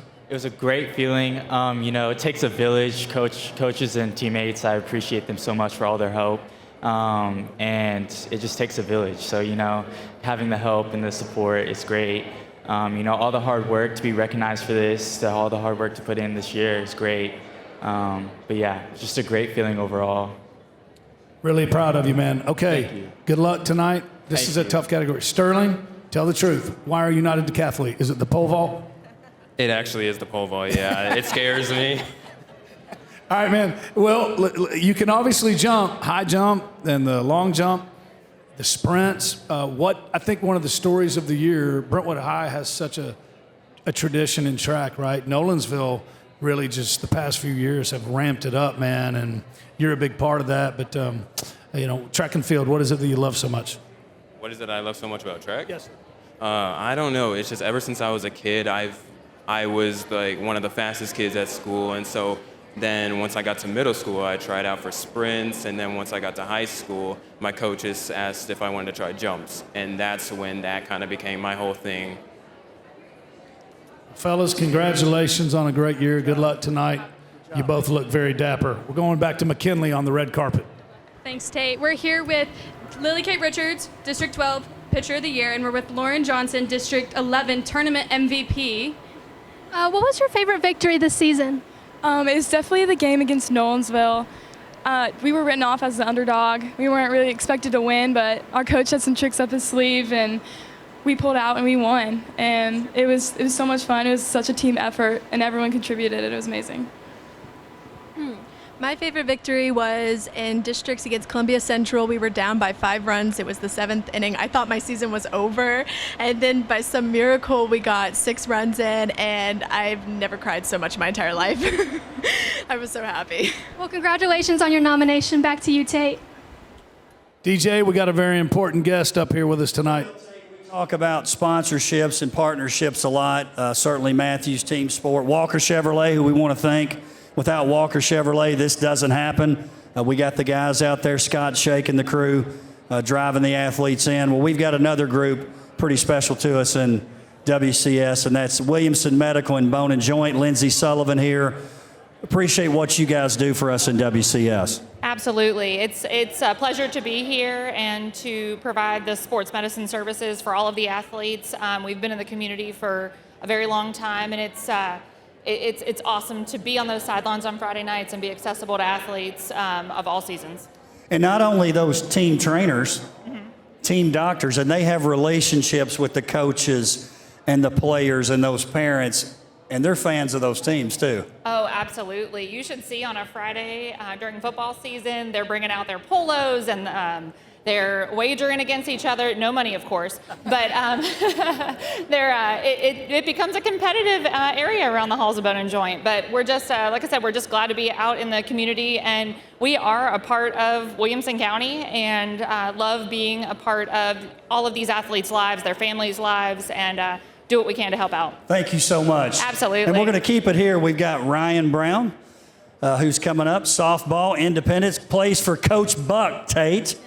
Listen, I was looking at your stats, Ryan. Thank you.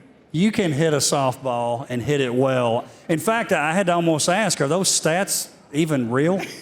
You had a great season. Thank you so much. It was a lot of hard work, I would have to say, a lot of hitting lessons I have to go through to get where I'm at. So. Hey, and you got a great coach out there in Coach Buchanan. Yes, I do.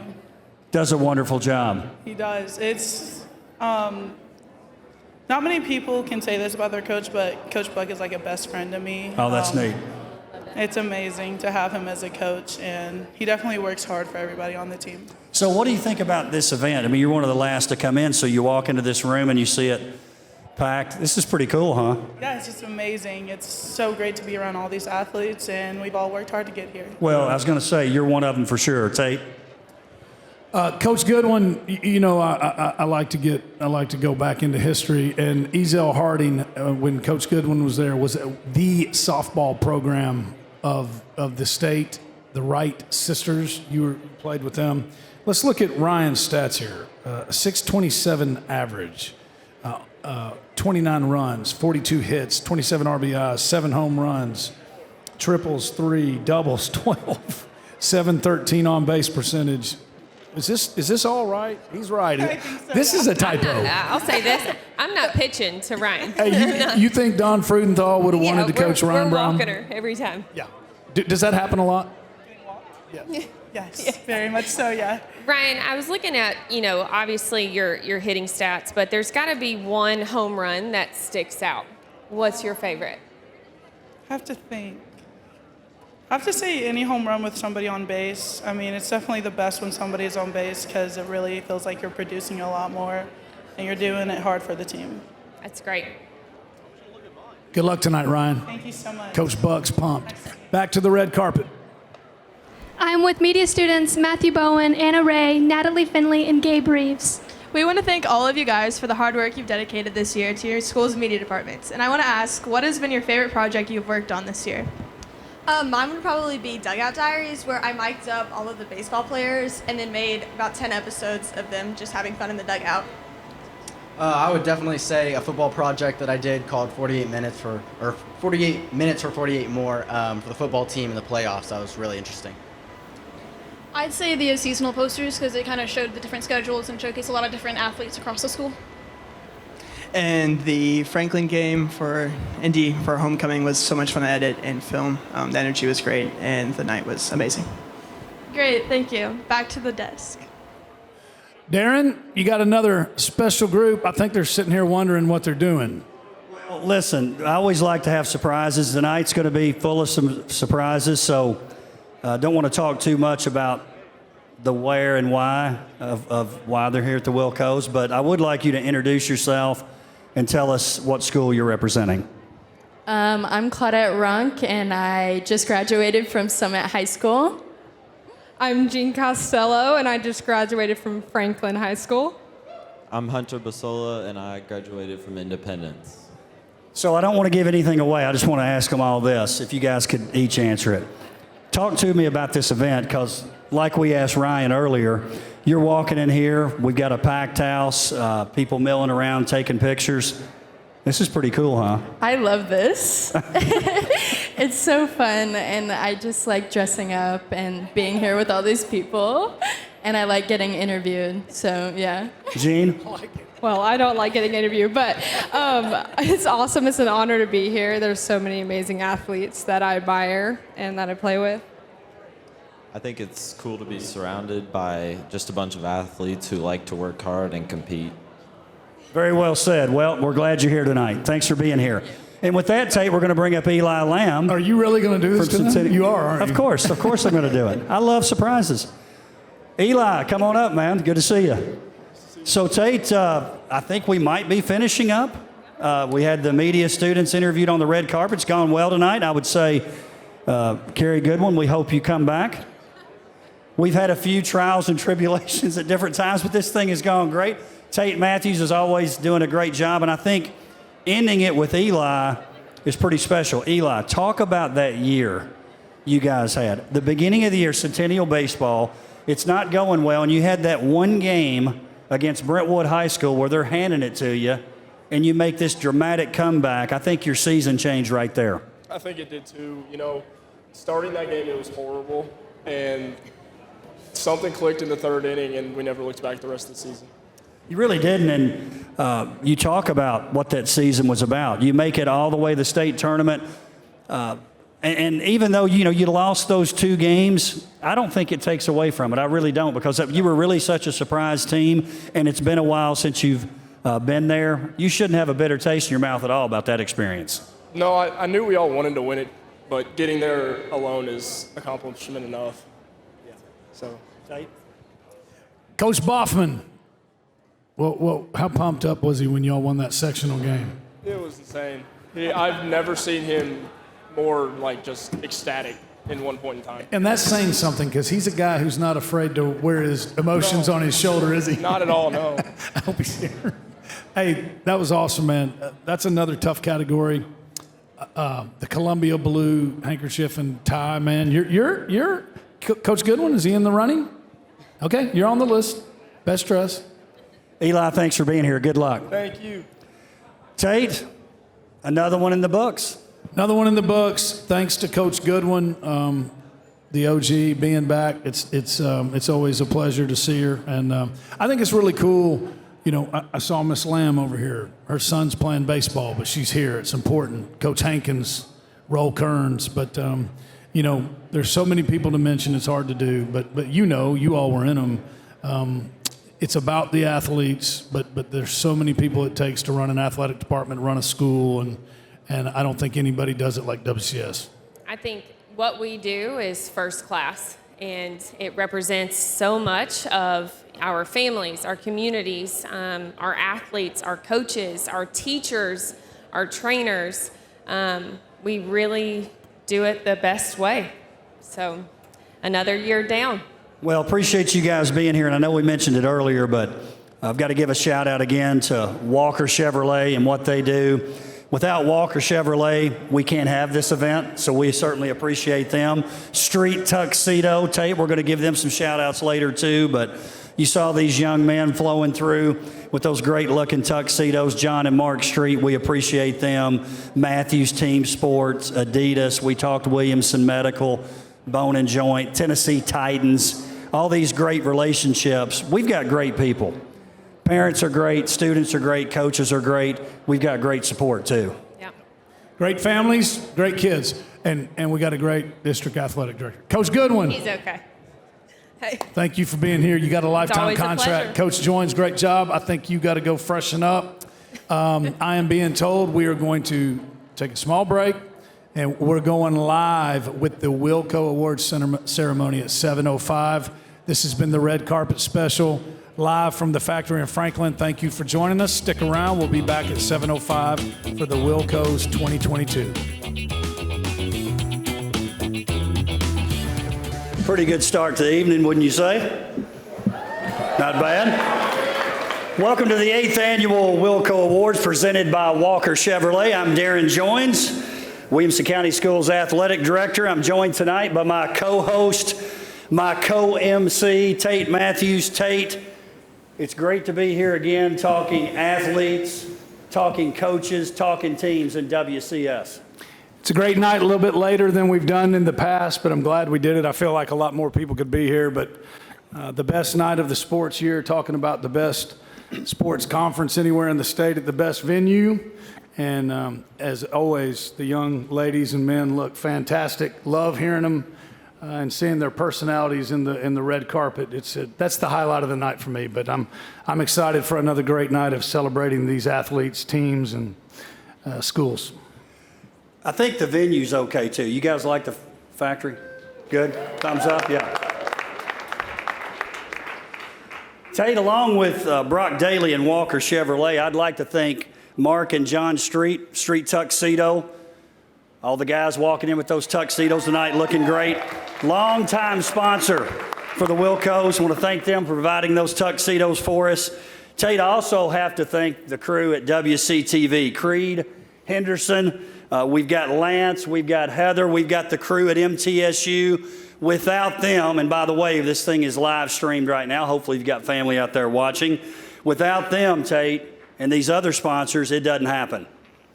No doubt about it, and we can't forget about the students. So much of this is student-produced, and I think that's probably the most impressive thing about it. And all those sponsors that you mentioned, Walker Chevrolet, Street Tuxedo, WCTV, they've all been with us since the very beginning. They've been here every single year, and they've been such a huge part of this thing and watching it grow.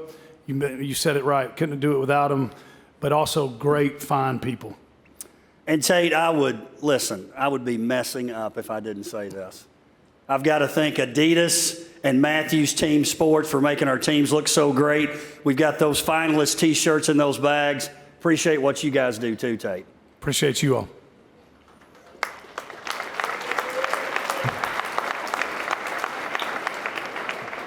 All right.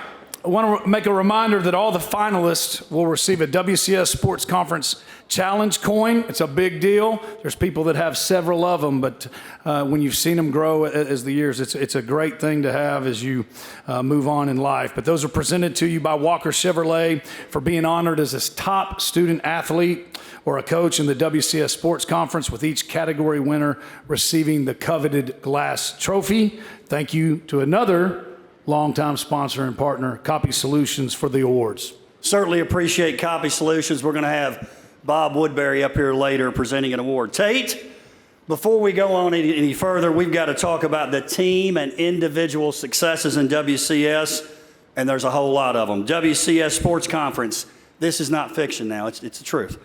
8 team state championships. Team state championships. Yeah, that deserves a hand. We had 5 runners-up, and I think what's unique about this, and we'll talk about this with the individual state championships too, sometimes we were runners-up to our own district. So you take volleyball, for example. Nolensville High School, I know Nolensville's in the house tonight. Championship there in volleyball, state runner-up, Ravenwood High School. Same thing happened. Yep, we got Ravenwood in here. Good job, Ravenwood. 17 individual state championships, 18 runners-up. Those numbers are unbelievable. Tate, you'll see districts maybe not do that in a 10-year span, much less 1 year. Well, we call it the athletic director's roll call here at WCS, and we usually just like to rattle them off. But, you know, a lot of successful years, but 8 on the team and then 5 on the runner-up. It's really hard to believe. And I think the thing that's most important is all 9 schools in the district had either an individual or a team champion or both. Now, that's unheard of. All 9 schools. That's pretty impressive.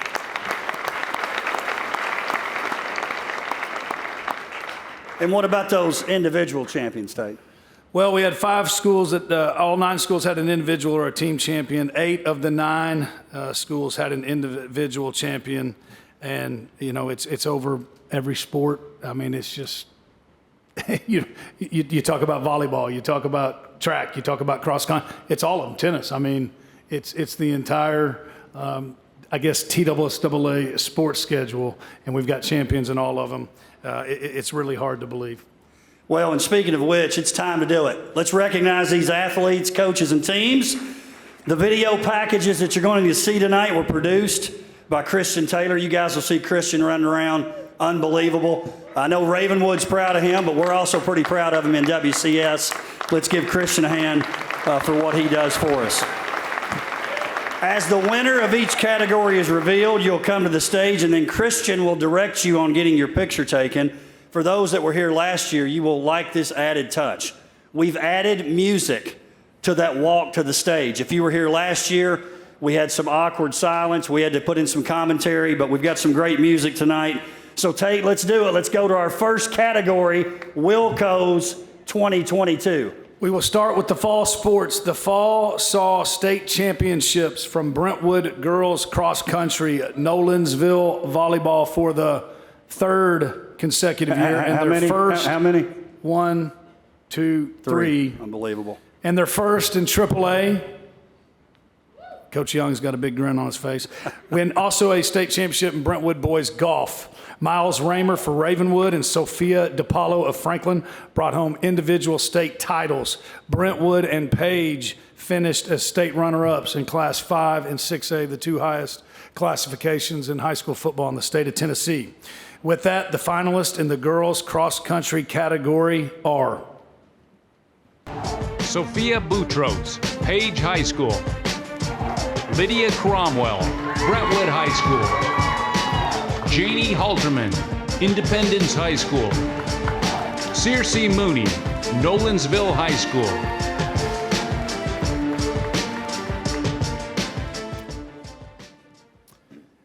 And the Wilco goes to Janie Halterman, Independence High School.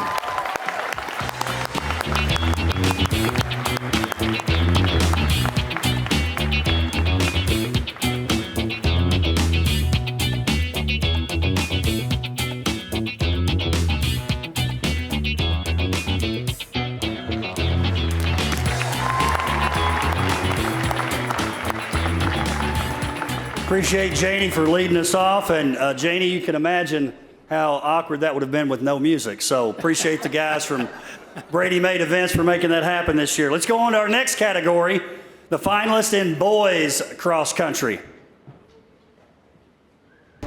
Brody Chapman, Brentwood High School. Cal Fielder, Brentwood High School. Parker Harris, Franklin High School. Miles Raymer, Ravenwood High School.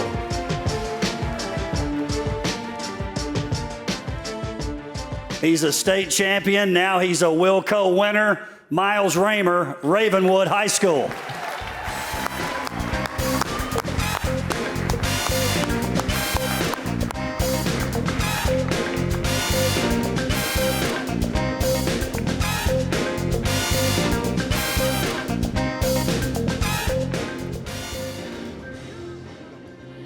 I'm back here with Janie, and congrats on winning. What does this award mean to you? This award is important to me because it helps me understand and realize all my successes in my sport, and it just helps give me confidence for the next few seasons so that I can continue to succeed. Congrats again. Thank you. And now the finalists in the defensive football category are Jake Brock, Brentwood High School. Colin Hurd, Page High School. Miles Pollard, Ravenwood High School. Keaton Wade, Summit High School.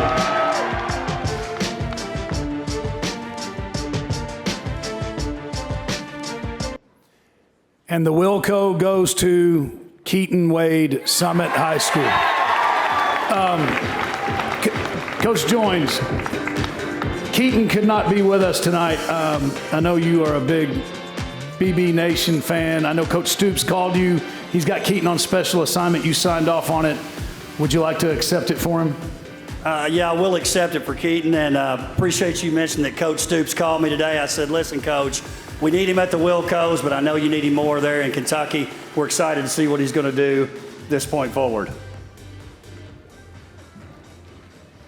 I'm back here with Miles. Miles, who would you like to thank for this award? Obviously, I'd like to thank my parents and my coaches and my teammates and my competitors out there who always push me to be my best. Congratulations. Thank you. The finalists in the offensive football category are Jake McNamara, Page High School. Chris Parson, Ravenwood High School.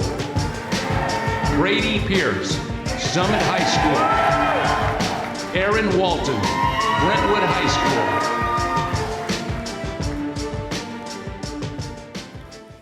Jake couldn't be with us here tonight, and you're going to see this theme, especially with the guys in football, playing at the next level, so we're excited for them. We'll certainly get that to them. And Tate, I've got to give our man, Dr. Qualls, credit. He had Mike Bobo on Jake early on. Mike Bobo, award winner. That's right. And now the Wilco. Big year for him. What we got next, Tate? The finalists in the Football Player of the Year category are Jake McNamara, Page High School. Destin Wade, Summit High School. Aaron Walton, Brentwood High School. Kobe Walton, Nolensville High School. Do want to take a time out here just a second and thank our athletic directors and principals from each school. Without your support at the school level, we wouldn't have the success that we do, not only in the entire conference, but certainly at your school as well.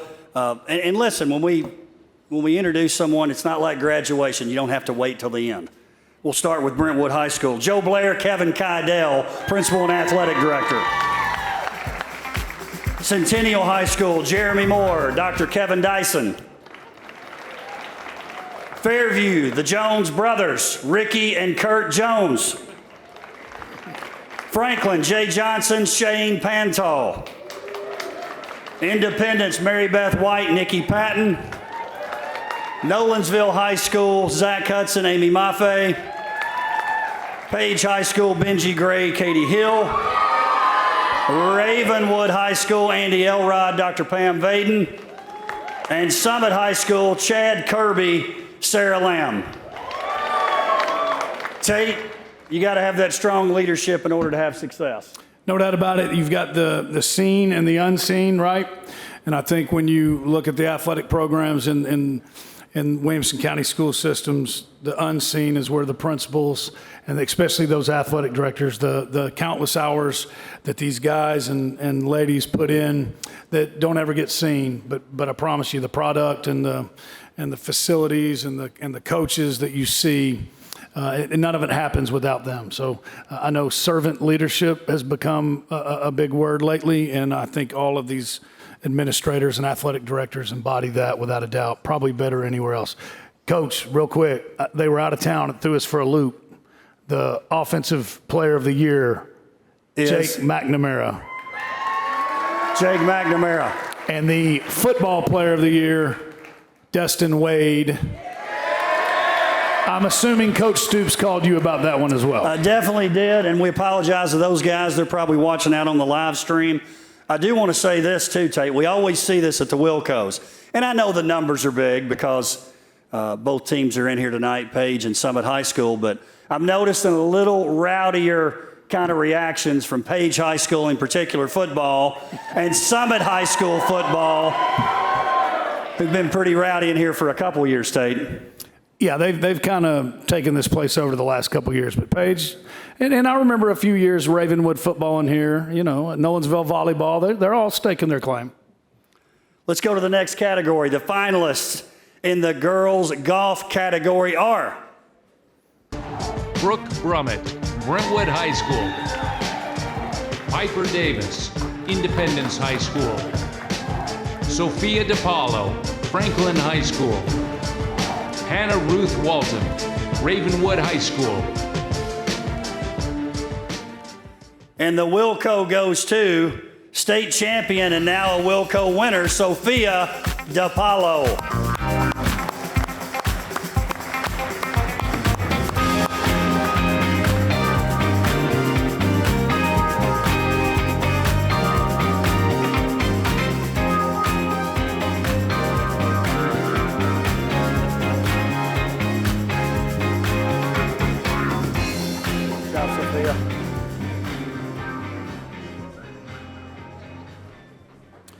The finalists in the boys golf category are Harrison Akers, Franklin High School.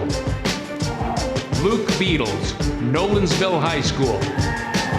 Bryce Calloway, Brentwood High School. Grant Clark, Page High School.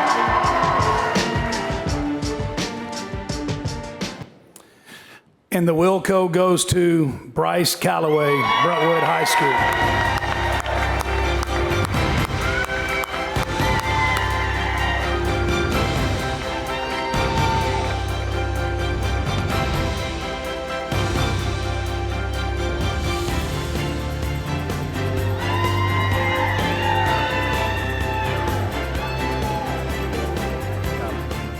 Sophia, talk about this past season, what led you to winning this Wilco tonight? Yeah, so basically I kind of had a rough start to the year, like with just individual tournaments and everything, but then with high school golf and everything, I kind of started like finding my groove towards the end of the year. I won district and then kind of got into the momentum, and then I won region, and then I won state, and I didn't even know that I did coming off the 18th green, but yeah, it was a good season last year, so.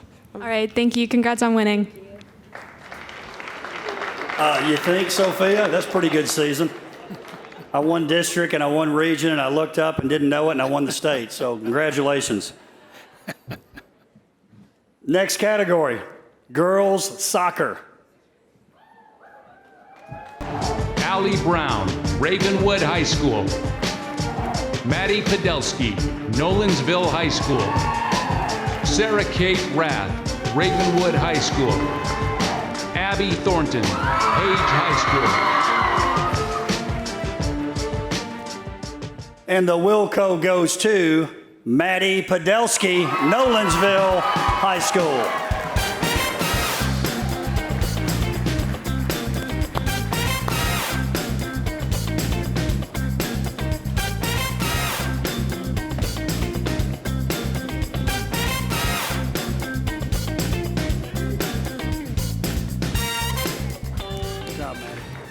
I'm with Bryce from Brentwood. Bryce, if your younger self could see you right now, what would you tell them?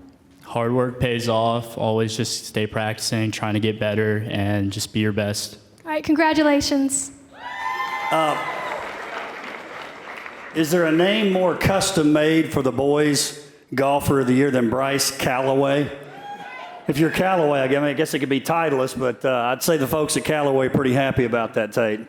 Yeah, I think he's got a future NIL deal in his future real quick. I think that'd be a good one. If that was Tate, it'd be Pinnacle. You guys that play golf, he uses a Pinnacle. Mine would be range ball. And the Brentwood Bruins coming strong with the Brentwood blue tuxes, by the way. They Jackets, really are. They look great, look great. They're coordinated. Our last fall sports award is for volleyball, and the finalists are Mamie Guthrie, Nolensville High School. Maggie Rickard, Nolensville High School. Kennedy Riggs, Ravenwood High School. Avery Young, Nolensville High School. And the WILLCO goes to Maggie Rickard, Nolensville High School.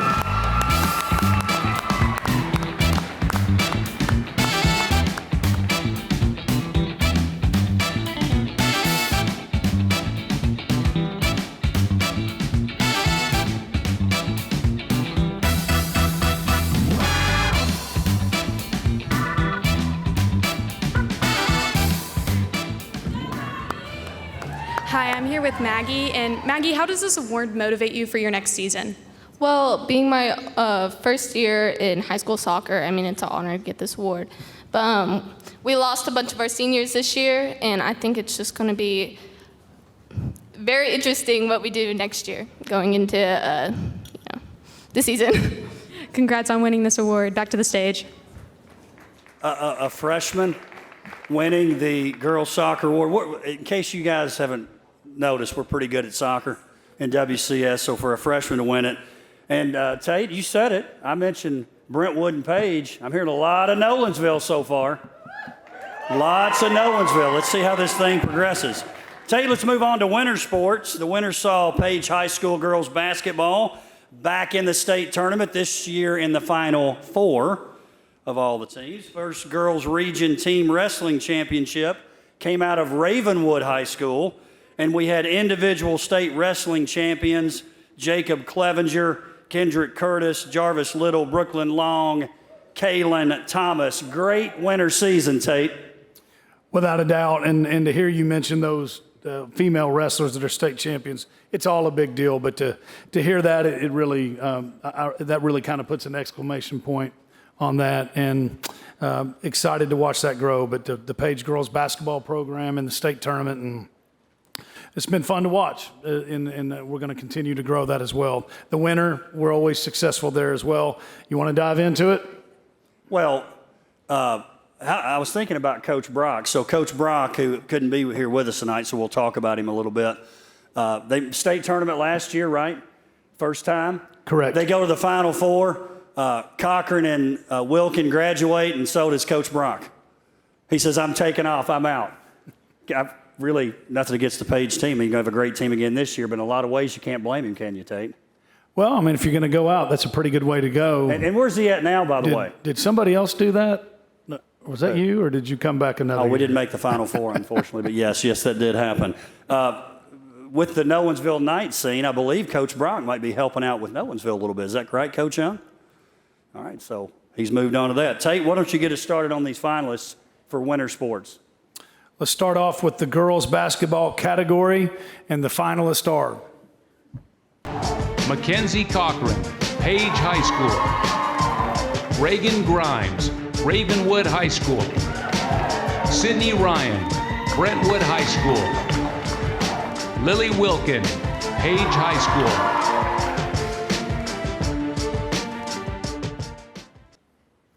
And the WILLCO goes to Reagan Grimes, Ravenwood High School.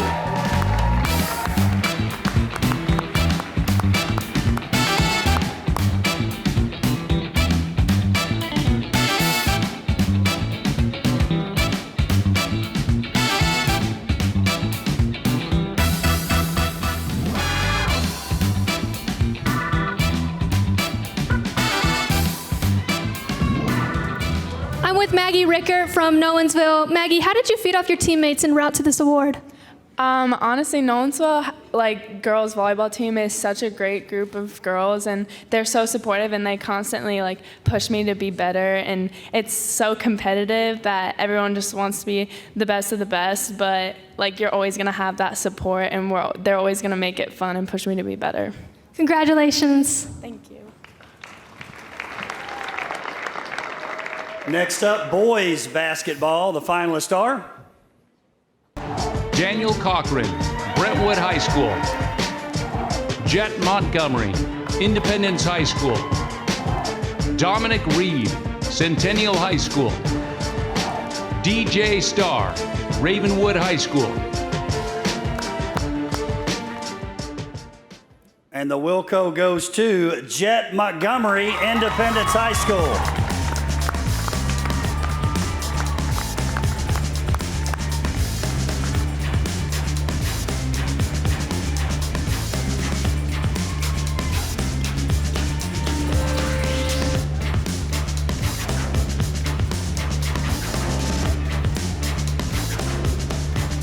Hi, I'm here with Reagan Grimes. Reagan, what does it mean to have all these fans cheering you on?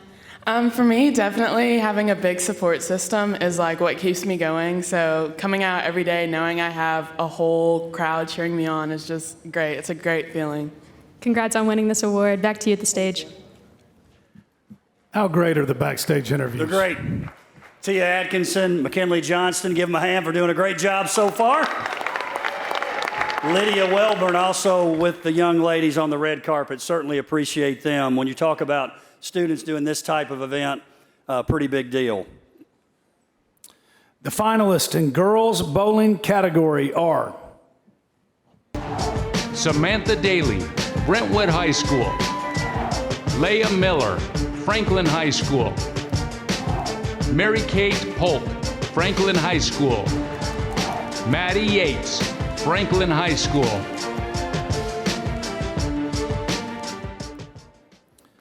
And the Wilco goes to Maddie Yates, Franklin High School.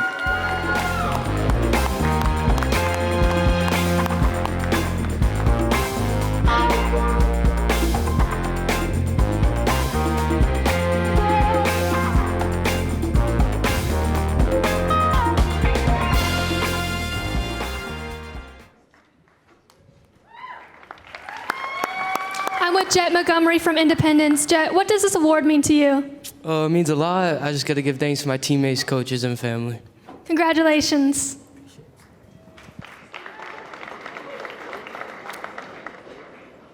Next up, boys bowling. Here are your finalists.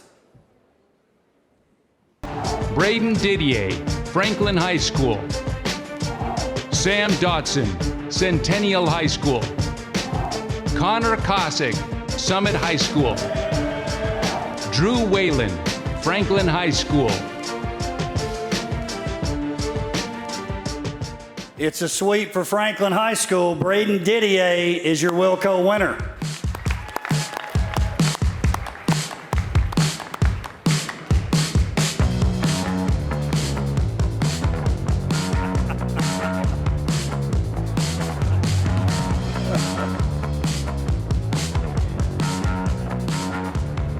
I'm here with Maddie. Maddie, what does winning this award mean to you? This means a lot to me. A lot of my hard work has paid off. I've put a lot of effort and work into this, and so this means a lot to me. Congrats again on winning this award. Back to the stage. The finalists in the cheer category are Channing Garner, Independence High School. Marin McKean, Brentwood High School. Sophia Rattan, Franklin High School. Emerson Smith, Ravenwood High School. And the Wilco goes to Emerson Smith, Ravenwood High School.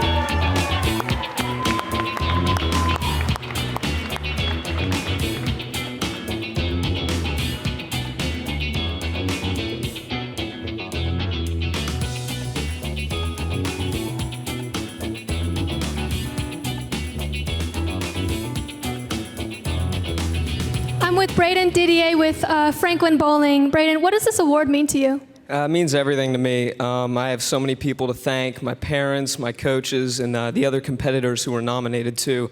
They pushed me to be better, and I just work my butt off every single day doing what I love. Congratulations.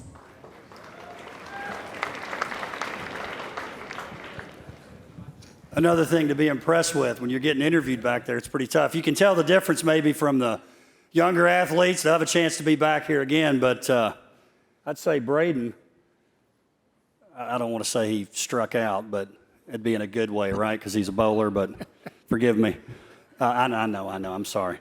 Finalists in the dance category. Let's move on. Grayson Beard, Franklin High School. Riley Kate Green, Brentwood High School. Hannah Hodgen, Centennial High School. Madison McMullen, Nolensville High School. And the Wilco goes to Grayson Beard from Franklin High School.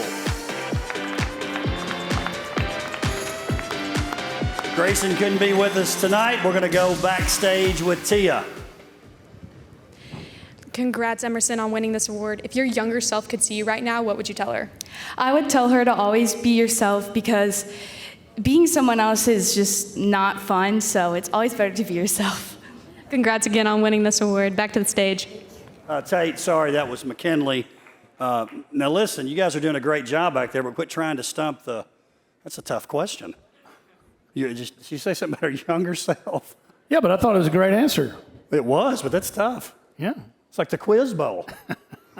What we got next, Tate? Sounds like a T-shirt. It does. All right, the finalists in the girls wrestling category are Riley Lent, Independence High School. Brooklyn Long, Independence High School. Emma Stevenson, Summit High School. Kaylin Thomas, Ravenwood High School.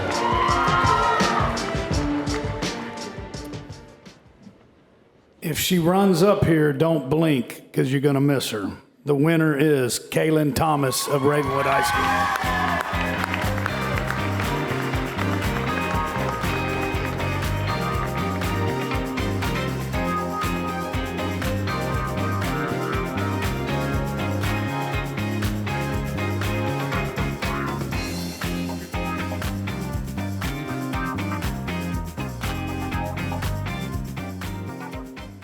Another tough category coming up, Tate. And here's what's interesting about this. In some of these categories, you can be a state champion and or a runner-up, either team or individual, and still maybe you're not a Wilco finalist, Tate. Hard to believe in it. And then you can be a finalist and still not win it, being a state champion or a runner-up, which is what just happened in that category. Pretty special awards. Boys wrestling is next. Jacob Clevenger, Fairview High School. Kendrick Curtis, Fairview High School. Jarvis Little, Summit High School. Will Parcell, Page High School. And the Wilco goes to Jacob Clevenger, Fairview High School.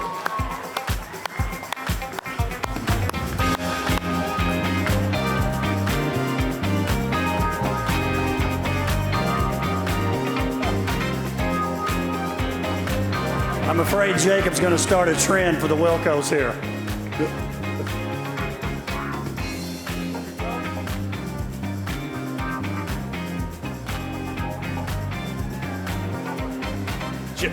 I'm back here with Kaylin Thomas from Ravenwood. Kaylin, talk about this past season that got you to this Wilco tonight. Just all my coaches, all my teammates, and all my supporters and my parents and the competitors, of course, that pushed me to make it through the season. Well, congratulations. Back to you. Tate did want to mention and talk about that rivalry a little bit and what Jacob said when we were at Football Media Day when you asked him about the toughest and best wrestler in the family. Well, he's got some older brothers that have been known to win a few matches and championships themselves. And we're at Media Day, and I said, I got to know who's the toughest of all the Clevenger brothers. And I think he paused about a half a second. He said, me. And he meant it. He did mean it. Tate, before we move to spring sports winners, do want to take a moment to thank Jay Moore, the school training staff, and all the staff at Bone and Joint Institute and Williamson Medical Center. They take care of the 5,000 student athletes in WCS. We appreciate them. Lindsay Sullivan here tonight representing this crew, but you'll see on the screen our trainers and our team doctors. And we talked about this, Tate, on the red carpet. They not only take care of these athletes, but they're into the competition too. Oh, they're big supporters of their teams, and they're a part of the program, right? And I don't think we can take for granted what their job is to do to just get those athletes back on the field or the court or the track, wherever it is. And they're just kind of like the ADs and the principals too. Sometimes it's the unseen, but it does not go unnoticed and shouldn't. And 5,000 student athletes, pretty strong. Pretty strong. Let's go backstage. Hi, I'm here with Jacob. How did this award fuel your season this year? I think going into it, I was able to feel off of my teammates like Kendrick Curtis.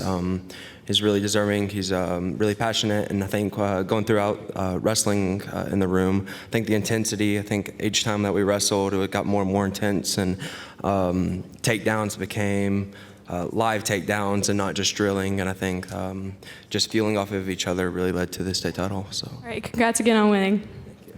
Okay, Tate, I wasn't going to say this because, when there's some kind of mess up behind the scenes that you may not know about, you let it go. But Jacob had to remind me that was his brother on the screen earlier. Was it really? Yeah, so nobody knows. But listen, so he's going to go home, probably take Jackson in a one-on-one matchup. But Jacob, we're proud of you. Congratulations, not only in wrestling, but all the sports you participate in. Maybe we can send Creed with him or Lance and live stream that. That'd be a good fundraiser. Definitely not Christian Taylor's fault. We're going to put that one on the district athletic director for sure. Tate, talk about spring sports a little more. So you thought the fall was impressive, did you? Team champions in the spring, we had 4: Brentwood girls tennis, Brentwood girls track, Brentwood soccer, and Page soccer. We had a team runner-up in Ravenwood boys tennis. Summit softball made a return to the spring fling. Centennial baseball and Franklin soccer also made it to the spring fling. Individual champions, we had 10. Get used to hearing track here for a second. 1 in tennis and 9 in track. Runner-ups, we had 13. 2 in tennis and 11 in track. I'd say we had a pretty good spring. Not only successful taking the ACT in the spring in Williamson County, but also spring fling, Tate, for sure. Great spring for us. And let's start off talking about baseball. Here are your finalists. Blake Beavis, Ravenwood High School. Eli Lamb, Centennial High School. Ethan McIlvain, Nolensville High School. Drew Whalen, Franklin High School. The Wilco goes to Blake Beavis, Ravenwood High School.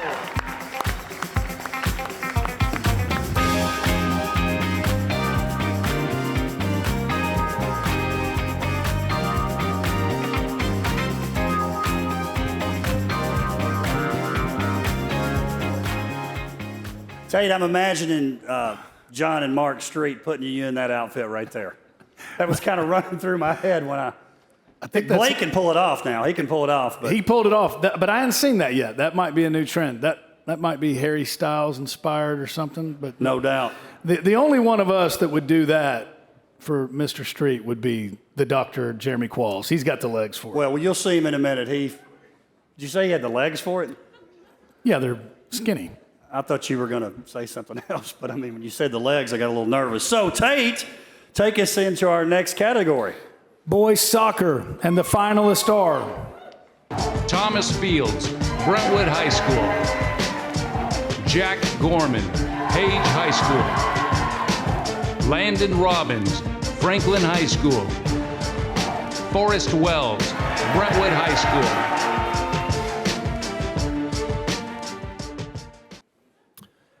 And the Wilco goes to Thomas Fields, Brentwood High School.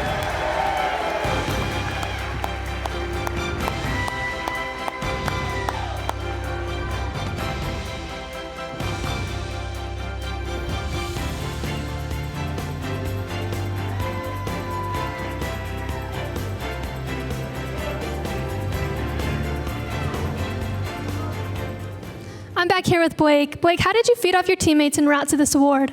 My teammates were always there to push me and better myself throughout the season, and it's a team game at the end of the day, and it was a cohesive group that worked well with each other. Congratulations, back to the stage. Next up, softball. Brian Brown, Independence High School. Lauren Johnson, Centennial High School. Lily Kate Richards, Summit High School. Rylan Smith, Nolensville High School. And the Wilco goes to Rylan Smith, Nolensville High School.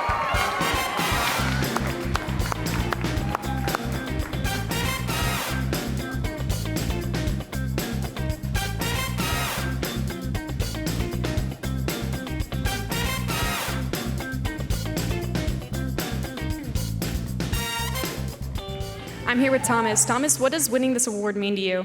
It means a lot. It's a big motivator for next year, next season, and just to keep working hard. I'd like to thank my coaches, my parents, and most of all, my teammates. Thank you, Thomas. Congrats on winning. Back to you. DJ, when she gets to college, Rylan has thrown so many strikes. Wilson owes her an NIL deal. I think she owns stock in Wilson. It's unbelievable. She's It really thrown is. so many strikeouts, excuse me. And you know, the thing I keep going back to, and I see Mr. Golden over there smiling too, just to listen to these young people back there answer these questions. I think back being that age, doing that, I wouldn't perform that way, Tate. No, not at all. The finalists in the girls' tennis category are Disha Javagal, Brentwood High School. Lisa Messier, Franklin High School. Grace Stout, Ravenwood High School. Victoria Voronkina, Centennial High School.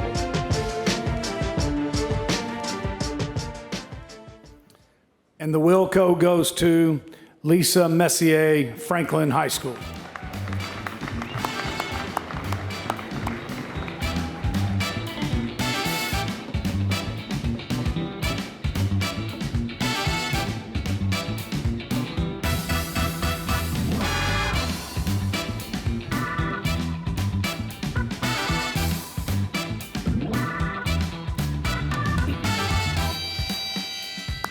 I'm back here with Rylan. Rylan, what does it mean to have all these fans cheering you on?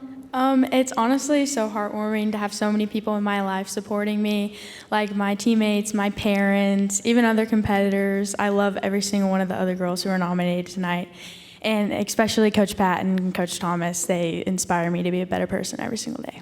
Well, congratulations. Back to the stage. The next category, boys tennis. Here are your finalists. Patrick Delves, Ravenwood High School. Sam Frank, Fairview High School. Evan Lee, Brentwood High School. Jackson Stone, Ravenwood High School. And the Wilco goes to Patrick Delves, Ravenwood High School.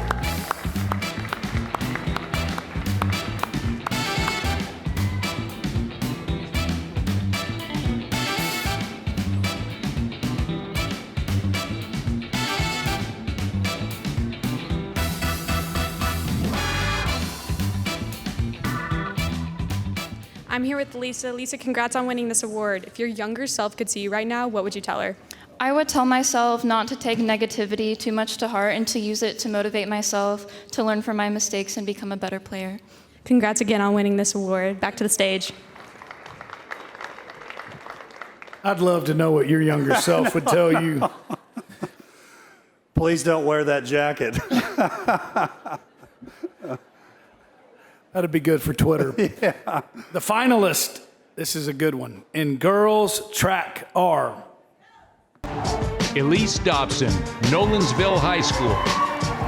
Reagan Grimes, Ravenwood High School. Claire Stigall, Nolensville High School. Sophie Yount, Brentwood High School.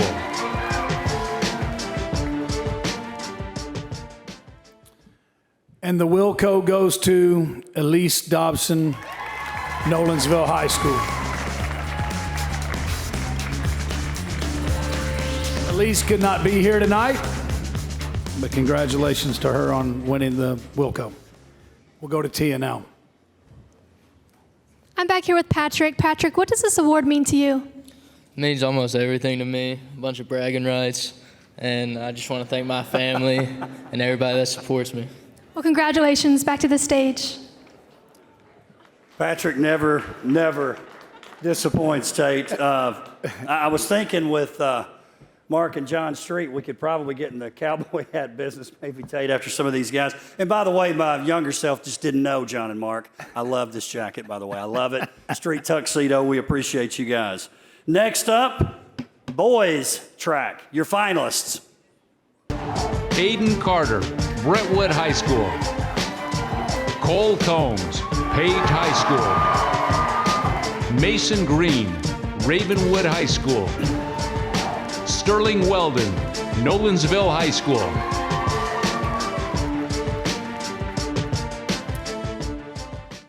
And the Wilco goes to Aiden Carter, Brentwood High School.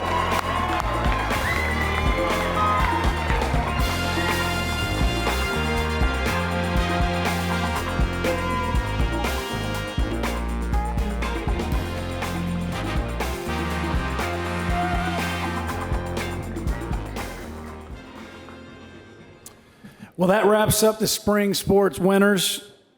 Coach joins. We want to thank Peter Vaquet. Talk about people we couldn't do this without. Peter Vaquet, Jacob McDaniel, and Chris Barnes at Springtree Media. Been with us since the beginning. Let me tell you something. You might not know those names. There are no Wilcos. There are no game days. There are no media days without Peter and his crew and Jacob at Springtree Media. Countless efforts, countless hours for their efforts and hard work over the years for the Wilcos and game days. And we also want to welcome Matt Brady and Brady Made Events for becoming our new partner for the WILLCO Awards. So big shout out to both of them. Our next award is the WCS Sports Conference Student Athlete of the Year Award, which is given to a student who is extraordinary on and off the field. Some information about tonight's winner.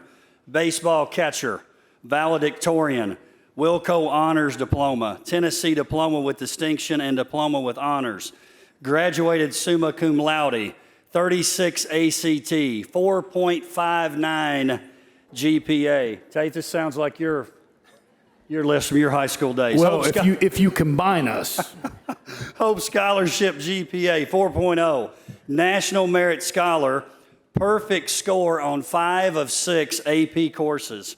Will attend the University of Alabama, major in engineering, plans to pursue a master's and PhD, already has that in mind. Received the Presidential Elite Scholarship, Provost Academic Excel Scholarship, and National Merit Scholarship. He walked in tonight wondering why he was here. This is why. Hunter Basola, Independence High School, come up to the stage.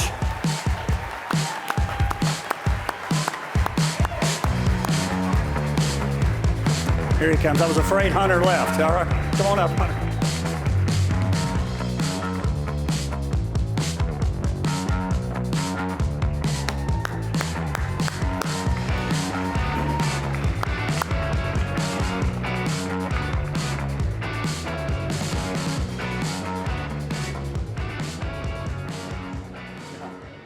Aiden, talk about this past season that led you to winning this Wilco. I think it's definitely my teammates and coaches helped me push myself each and every day to become better, and that's what really led me to this Wilco and helped me get this award. Congrats again on winning. Back to the stage. I don't know if you could hear it on the red carpet, but he did not know why he was here. I guess he knows now. So he knows now. I'm sure he's glad that he came. That was pretty neat. And if you don't know why you're here, don't leave, by the way. Yeah, don't it's leave. a good thing if you don't know why you're here, but you're here. Our next award is another award that's been here since the beginning, the Mayor Builder Sportsmanship Award. Please give a round of applause to John Mayer as he joins us on stage. I want to thank you to his wife, Margie, their son, Jack, and his wife, Liz, and the entire Mayer family. Mayor Builders supports student athletes in Williamson County and recently awarded $2,000 to 4 student athletes in Williamson County. They have recognized students through the John Mayer Builders Scholar Athlete Awards for 16 years. John Mayer Builders supports the WILLCO Awards by awarding a $5,000 scholarship to a student athlete who has been the ultimate teammate, professional advocate for the school, on and off the floor, and is not receiving an athletic scholarship. And again, Every Wilco, right? Let's don't take that for granted. That's a lot of money because of these guys. Give them a hand.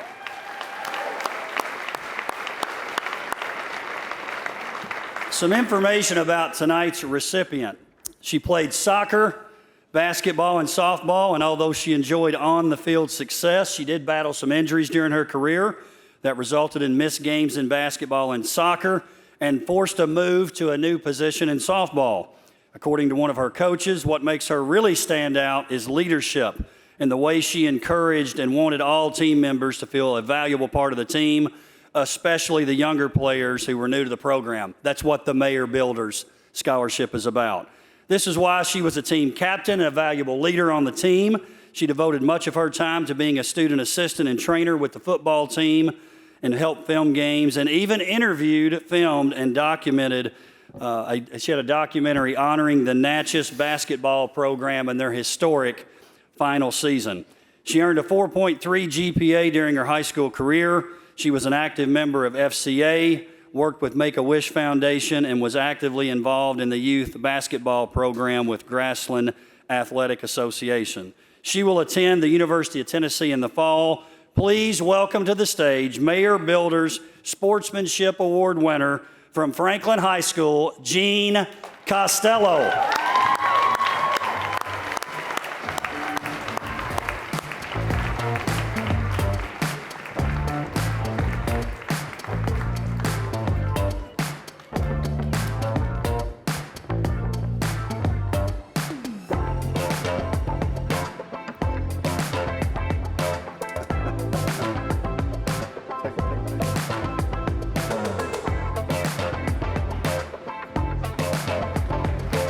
You better give him a hug, Gene. That's $5,000. Thank you. Our next award is the Multi-Sport Athlete of the Year Award. This was a new category last year. We recognized one athlete. It was Summer Anderson from Fairview High School. We're going to do two this year, one for female, one for male. Tate, WCS, look this up. We had 108 athletes who play 3 sports or more. Tough to play 2, certainly very difficult to play 3. Brentwood High School led the way with 24, Nolensville with 16, Fairview with 15. Tate, I don't think the number of athletes committed to more than one sport, I don't really think that slowed those schools down either. Not at all, and it didn't slow those athletes down either. Well, and I think that the cool thing about it is, we're big fans of multi-sport athletes. I think it's great for the teams.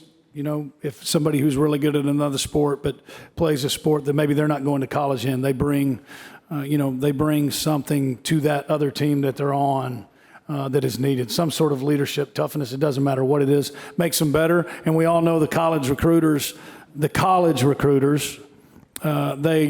one of the first questions that they ask is what other sports do they play? So, yeah, I think it shows that you're a school person, a community person, and I will always celebrate the multi-sport athlete. And, you look at the ones that have the most, you look at the success that they're having, I don't think it's a coincidence. Tate, as I said, tonight we're recognizing for the second time at the WILLCO Awards a multi-sport athlete. This is the first year we will recognize a female and male who play and, as you mentioned, thrive in a number of sports. She is one of the best golfers in WCS. She was a starter on the basketball team, and she was a starter on the state tournament softball team. She was also one of the people that were here that doesn't know why they're here, so I'm thinking she's starting to figure it out. The female multi-sport athlete of the year is Claudette Runk of Summit High School.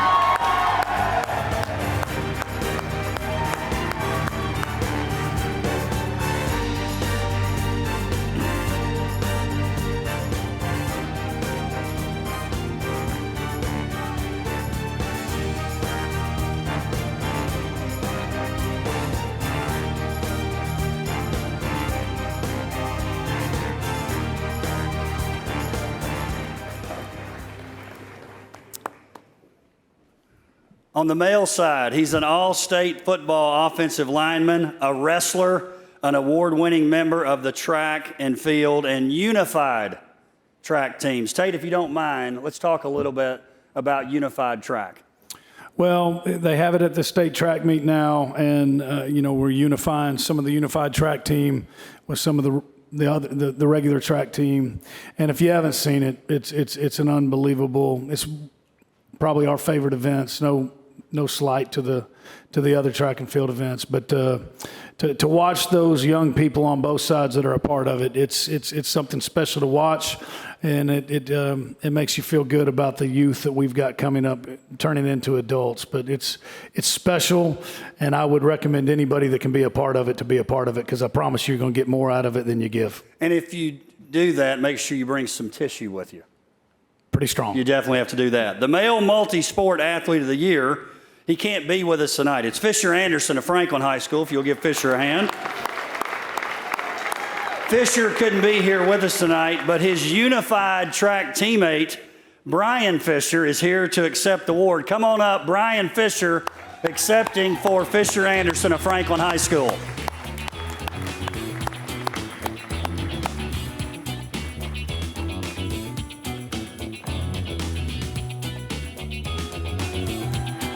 All right, Brian.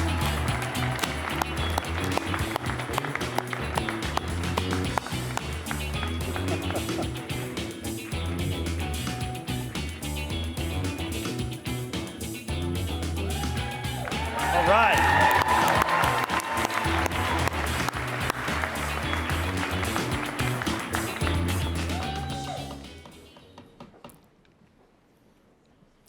And Fisher Anderson, I know he's watching out at Stanford right now. Yes. Documented this trip on Twitter out there. They had a good one.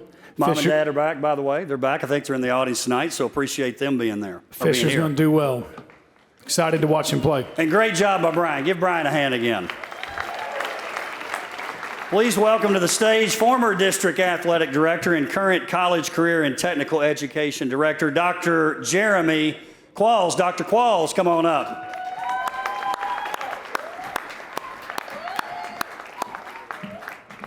You're right, he would wear those pants Blake was wearing. I just wanted to say thank you for calling attention to my legs, as I didn't want anybody to take their attention away from this awesome jacket that Street Tuxedo got for me tonight. I had a list of jokes I was going to say, but I figured these two clowns have covered it tonight, so appreciate I'm just going to stop on that.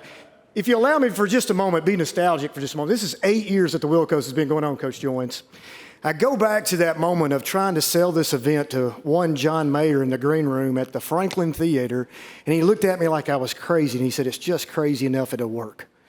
And I greatly appreciate him, and I'm going to go down to just a few thank yous of those that were here in day one 8 years ago. I think about Ricky Jones as athletic director at Fairview in the same capacity. I think about Chad Kirby at Summit, Coach Rathbone in his capacity as football coach and AD at Page back in the day, Chris Hughes, football coach at Fairview, Brian Coleman and I cut our teeth together in coaching, Patrick Whitlock, Will Hester. Those kind of guys go all the way back. And I think about, I greatly appreciate you guys being the longest tenured coaches here, being here day in and day out for these kids, and I greatly appreciate you guys. I do want to stop for just a moment.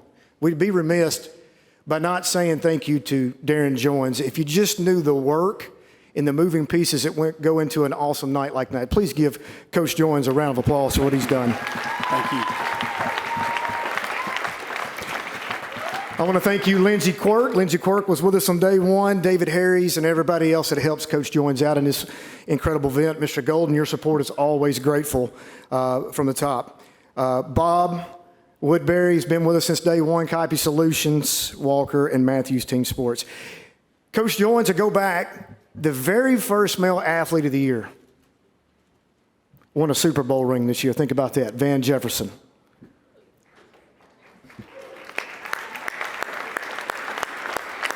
Coach of the year, still disputed to this day, Will Hester over Barbara Campbell. Garrison Matthews, playing with the Houston Rockets. Robert Hassel with the Padres. We have at least one WILLCO recipient in every professional sport up in this time right now on those three big professional leagues. I think that's pretty special. Going into this award that I'm fixing to give out, people say that athletics is the front porch of the high schools. You cannot capture that power, that emotion, and the things that go into a Friday night in Wilco in any given spring, fall, or winter night. If athletics is the front porch, the front yard, and the gate is the media programs. They're the ones that tells the story. They're the one that makes the perception into reality. They're the ones that have those skills that can tell a story in a 30-second package that give you chill bumps, that bring tears. And that is a skill set, Coach Joins, that is very, very highly effective for the Williamson County Sports Conference. No doubt. Well said, Dr. Qualls. I think about 5 to 6 years ago, there were 0 jobs really available for those folks, and now there's over 8,000 managerial roles for teams at every level, collegiately and professionally. I think about those local guys that have been with us for so long here: Stormy Mitchell, Joe Williams, Charles Pulliam, Christian Taylor, Creed and Lance, and all those guys that are in that capacity helping tell the story that is Williamson County Sports Conference. But that would not be done without these teachers that taught those skills to those students.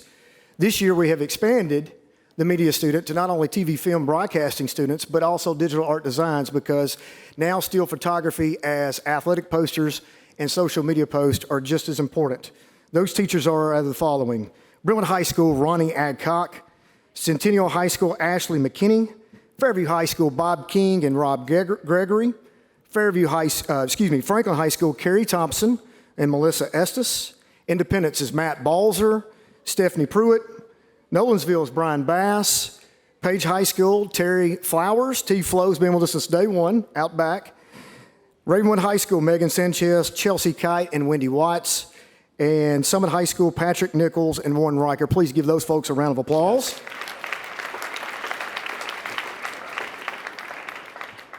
The finalists for the Media Student of the Year are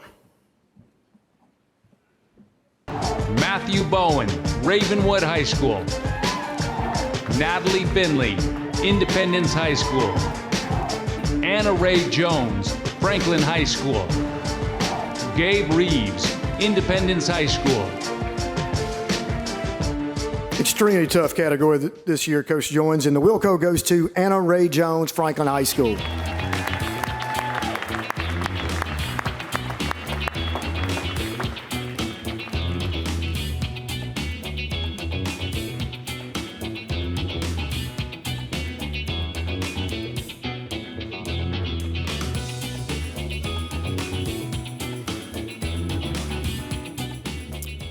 Dr. Qualls, this year, WCS Athletics and CTE started an initiative called Outside the Lines.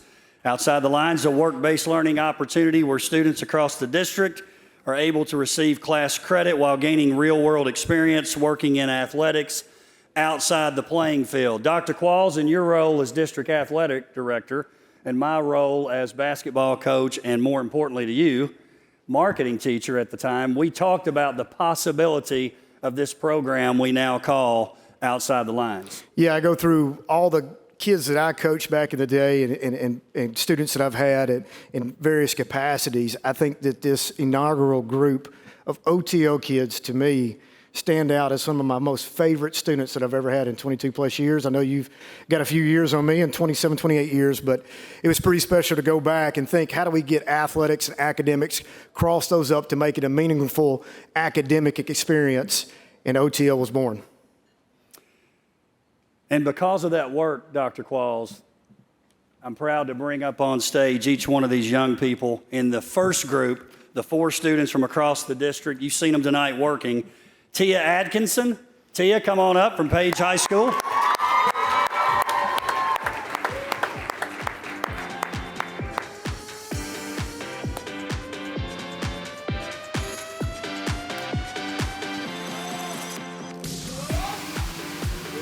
Tia, we'll get your picture here solo.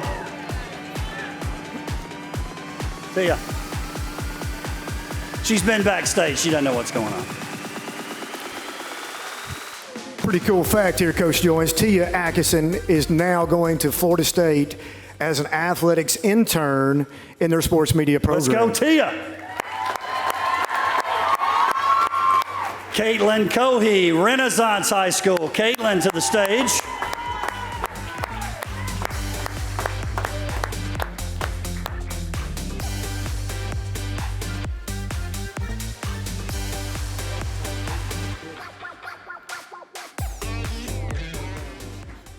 Next up, McKinley Johnston, Summit High School. McKinley.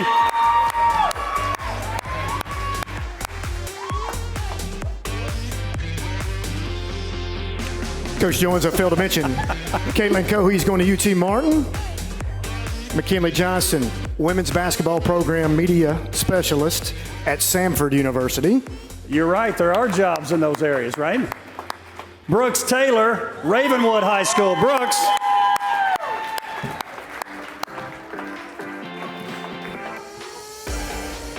Coach Jones, Brooks is going to a school that you and Tate could easily get into.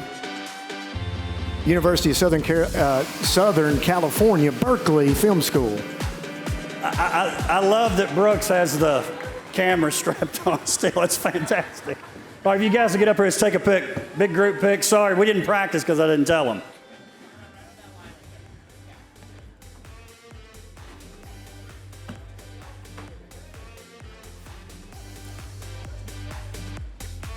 Great job. Give them a hand for all the work they've done this past year. Good job.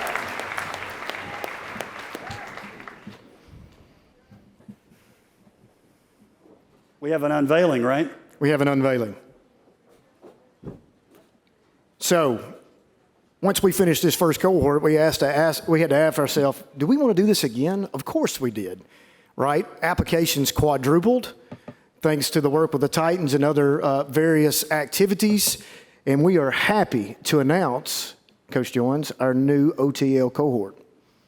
22-23 group, and they're probably out working somewhere, but if you can hear my voice, you need to come to the stage. We have 7 new students. I believe we have 6 here tonight. OTL Team 2023, come to the stage. Eleanor Asbury, Melanie Yepes, Lily Drescher, Nicole Rosani, Gabby Madeline, Brenna Reed, and Cyrus McMillan. Please give a round of applause to the OTL. 22-23, give them a hand. Big shoes to fill.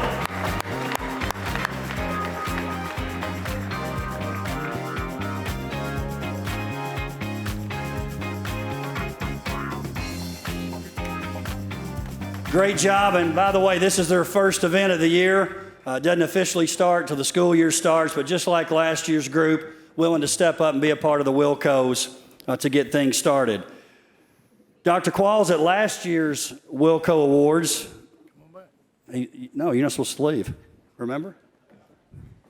At last year's WILLCO Awards, Dr. Qualls, the Legacy Award was presented for the first time, and it was awarded to Dr. Jeremy Qualls for his work with WCS Athletics. Tonight, Dr. Qualls will be recognizing another gentleman who has been responsible for the success of the WILLCOs over the years. Dr. Qualls? Yes, you go back 8 years once again, and we talk about a gentleman that I had a conversation with. We were in a facility with 274 seats. I remember that number very vividly because guest number 275 that wanted in gave me the worst cussing I've ever been in a professional setting. And I smiled as I took it because I knew they wanted to get in that bad. I knew we had something special. But I knew that we needed to get it out to the masses. This particular gentleman had an unbelievable optimistic attitude about this, about teaching this to the students and making this an academic process for his students at MTSU. I am happy to announce that this year's winner of the Legacy Award is going to the retiring Mark Parrish. And Mark's probably not going to make it up here because he's in the truck. I don't know if they were going to sneak a camera in there. Mark Parrish has helped us with the live stream from MTSU for $0 for 8 years. Please give it up for Mark Parrish.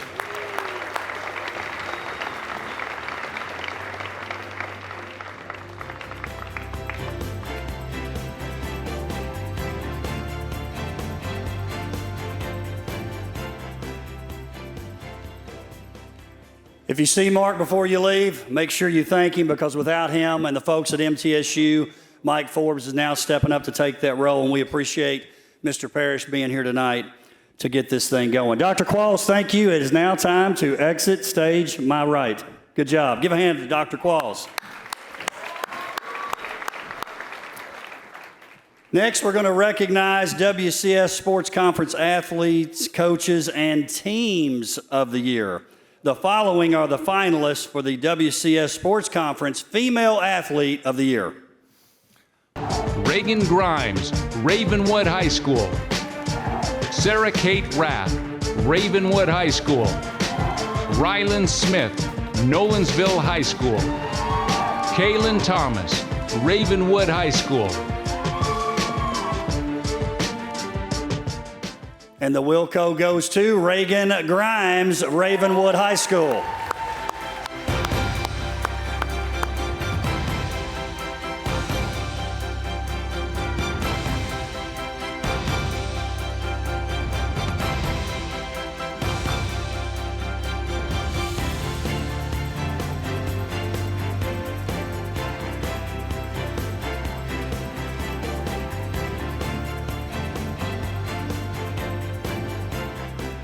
I would point out, Tate, that Reagan is responsible for the box. You see them coming out with boxes.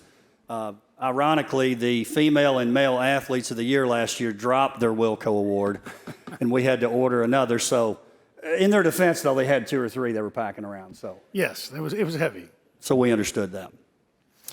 The following are the finalists for the WCS Sports Conference Male Athlete of the Year.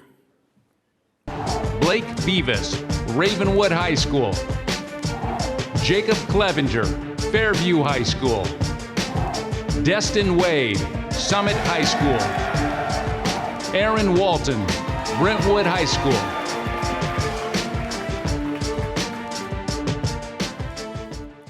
And the Wilco goes to Destin Wade, Summit High School.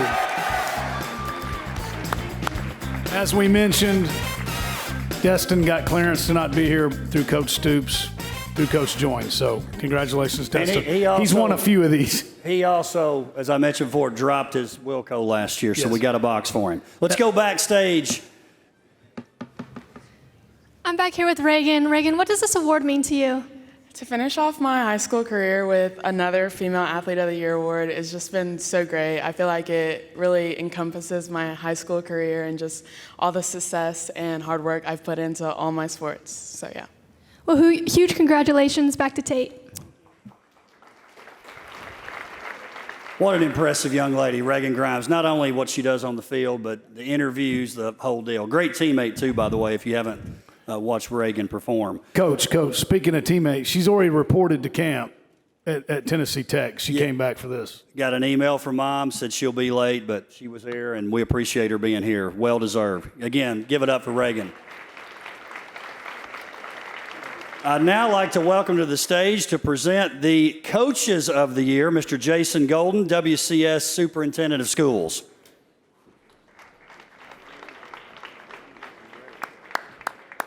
Thank you very much. I do have the honor of announcing our Coaches of the Year.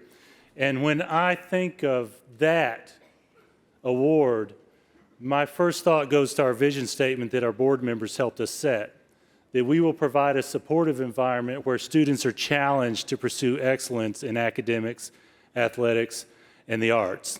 And I know we have a number of our board members here tonight, and so I would ask board members if you would stand up and wave to the crowd. And there's light here, so they're up above in the balcony. See Nancy Garrett, Casey Haw, Eric Welch. Thank you all. I think I've gotten all those.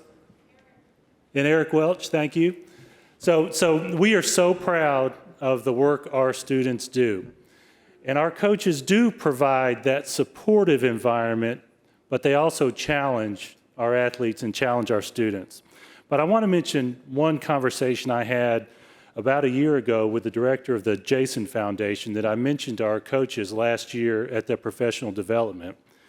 The Jason Foundation is a nationwide organization that works to support mental health among students, among teenagers. And they ask questions regularly in the form of polls from students across the country. And one of the questions that they ask is, in essence, do you have someone you trust in your school that you could go to if you needed help? And what I learned from them is universally the most common answer is the name of a coach. And it's not just from the student athletes who named that coach. It's from other students also who don't participate in athletics. There's something about a coach at a school, the relationships those coaches build, that those students who don't even have them on the athletic field, on the court, they know. They know what those coaches are about. They know the love that their coaches have for their teammates, for their classmates, and they know they can go to those coaches when they need help. I am so proud to announce the Coaches of the Year Awards. And I almost said, and the WILLCO goes to, Coach. Here are the finalists for the WCS Sports Conference Female Coach of the Year. High School. Nathan Clapp, Page High School. Joe Fedoras, Brentwood High School.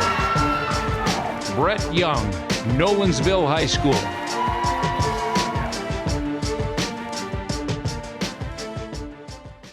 And the WILLCO goes to Brett Young, Nolensville Volleyball.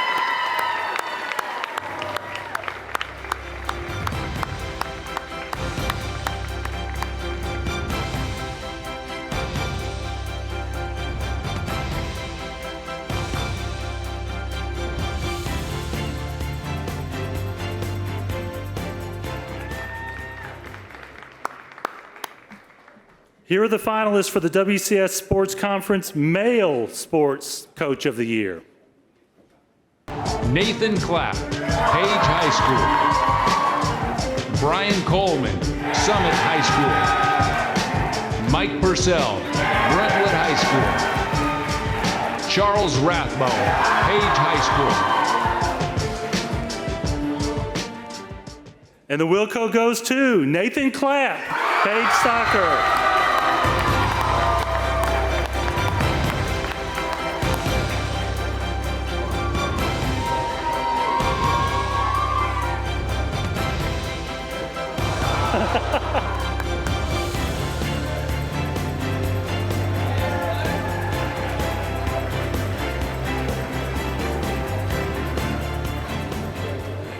Hi, I'm here with Coach Young. Coach Young, how have your athletes impacted you? Well, you don't win a coaching award without great players, and I give this award really to my team, to my assistant coaches, Coach Joy, Coach Childs, and one quick special teammate. I'm celebrating 25 years, married to my wife Jill tonight, so great. Good teammate there too. Congrats and happy anniversary. Back to the stage. I believe we are going to take it back to Tia and/or McKinley to talk to Coach Clapp. I'm back here with Coach Clapp. Coach Clapp, how have these athletes impacted you during the season? Oh, man.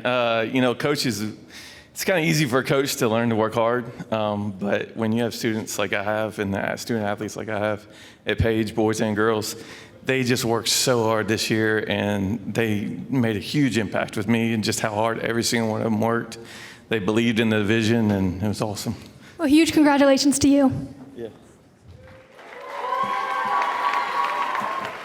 I want to now welcome to the stage, he's the president and CEO of the Tennessee Titans. He's a Williamson County resident, Burke Nihill, who present the female and male sports teams of the year. Give it up for Burke Nihill.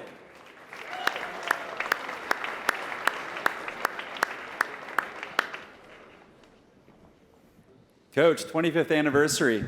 Mojo's on me. So I have the honor of presenting the team awards again this year, and a team is something that's really special to me. John F. Kennedy in 1961 was touring NASA, and at the time there was a race to the moon. And John F. Kennedy, as President of the United States, went to NASA and was encouraging the people there, the employees there, to get to work and to get the U.S. on the moon. He was talking to the astronauts, and he was talking to the engineers. And as the story goes, at some point he went up to a custodian who was pushing a mop around, and he stopped, and to show this man dignity, he asked, and what is it that you do, sir? And he said, I'm helping to put a man on the moon. And I think that just demonstrates that team is just something that you can experience your whole life. For those athletes who have maybe played your last game, you've hung up the spikes, and even for those who have a few more years, whether in high school or college or beyond. Team is a concept that It's born of love of your teammates and support for your teammates and a common mission towards a common goal. And so I would just encourage you all to just capture that feeling and the things that you're learning from your coaches and the leadership of each other, and carry that forward in your families and in your communities and in your businesses. Team is a special concept, and you're lucky to have been a part of it at this phase of your life, but it's something that can stick with you for the rest of your life. So with that, the finalists for Female Sports Team of the Year are Brentwood Cross Country, Brentwood Track, Nolensville Volleyball, Page Soccer.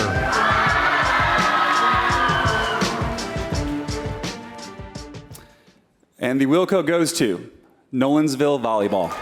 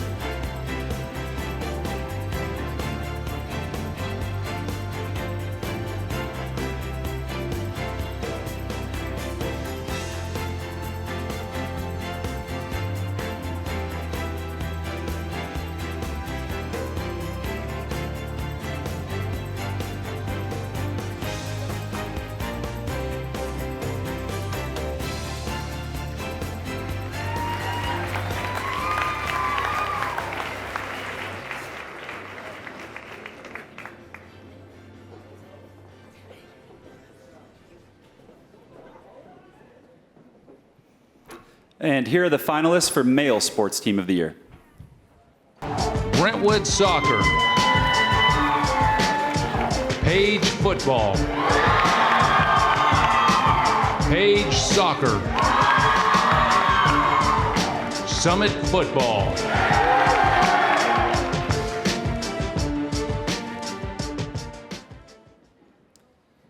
And the Wilco goes to Brentwood Soccer.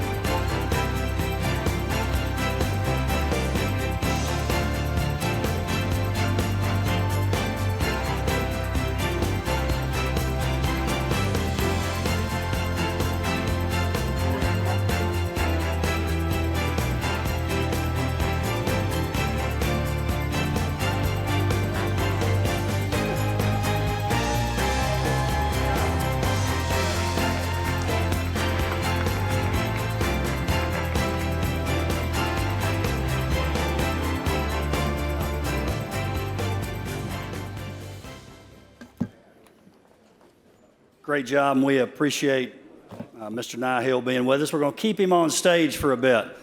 At this time, what I'd like to do, we had a pretty special opportunity this year in WCS. Not one of our sanctioned sports, but certainly one that I think may be one in the future. I'd like to invite all the young ladies who are in attendance tonight and the coaches who were part of flag football this year. If you'll just come to the stage, just come right on up to the stage.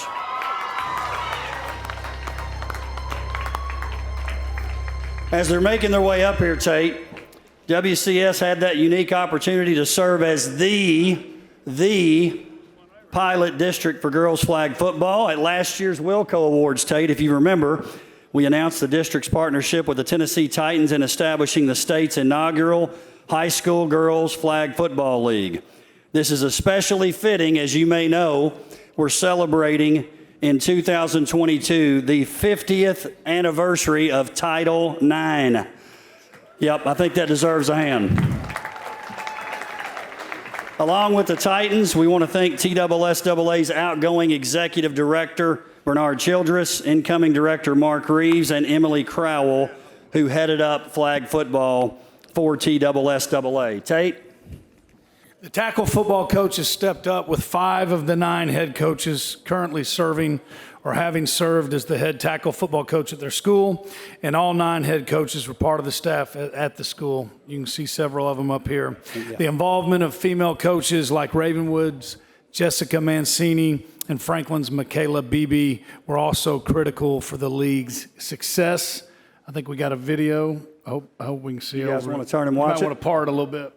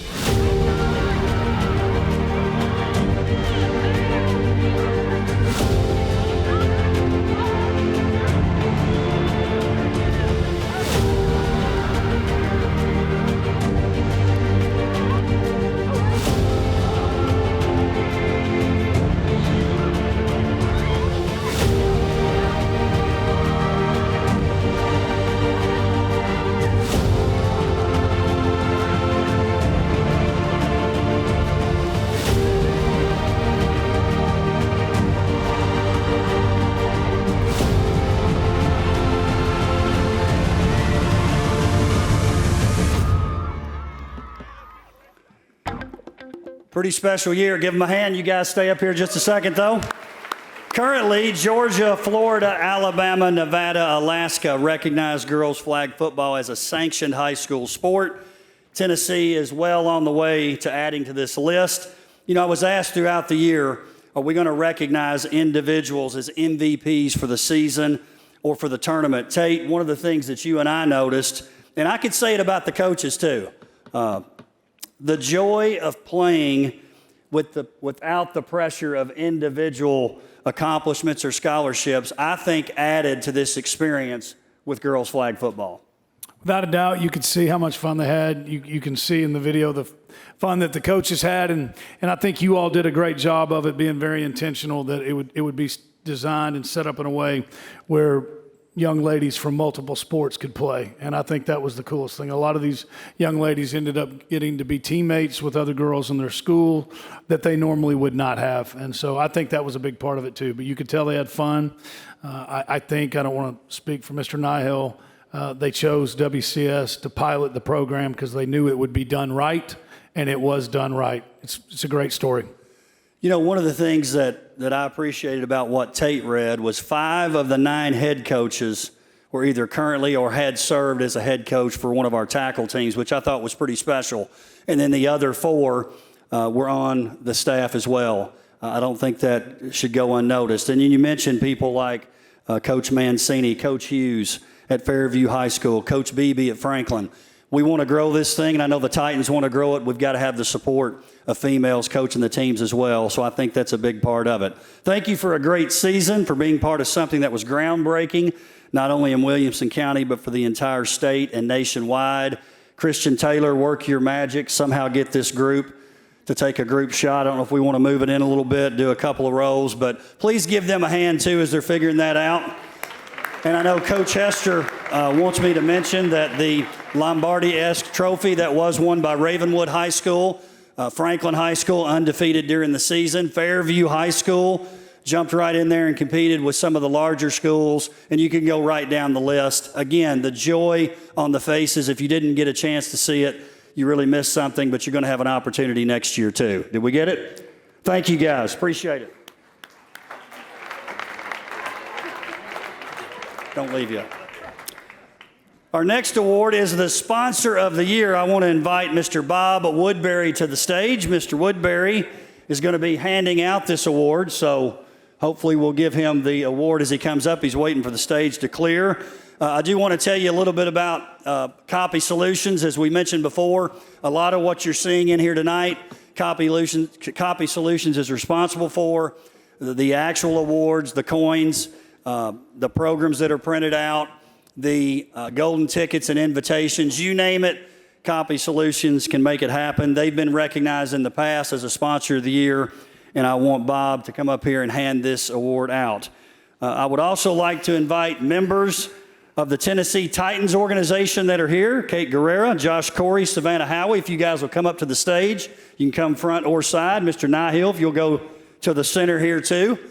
We also have Dr. Jeremy Qualls coming up because of the work. And I would tell you this too, Tate, you guys, Matthews Team Sports, you were recognized last year as our sponsor of the year. You know firsthand the important role that sponsors play in WCS if we're talking about media days, game day, WILLCO Awards, no matter what it is, those sponsors are important.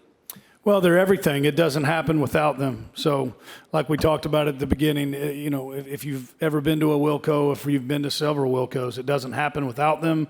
The media days, the game days, and they're the lifeblood to these events. And Dr. Qualls did a great job of finding those people that wanted to, I call it partner with, and I think you've done a great job carrying that on. So, and I think the most impressive thing is, I know the one you're getting ready to announce is newer to it, but to my knowledge, nobody has left, have they, Dr. Qualls? They've been a part since, if they've been here at the beginning, they're still here. I think that's pretty neat.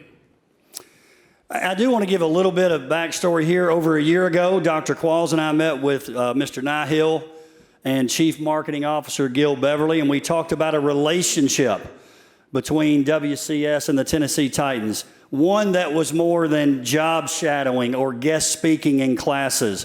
We and they wanted more.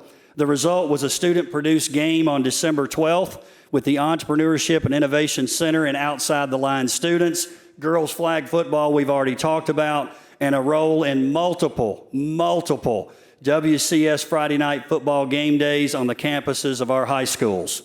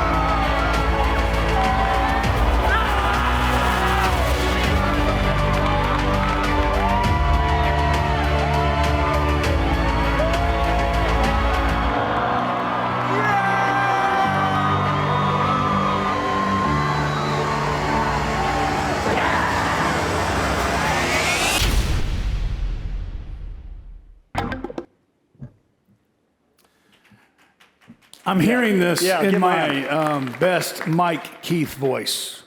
The WILLCO Award for this year's Sponsor of the Year goes to the Tennessee Titans. All right.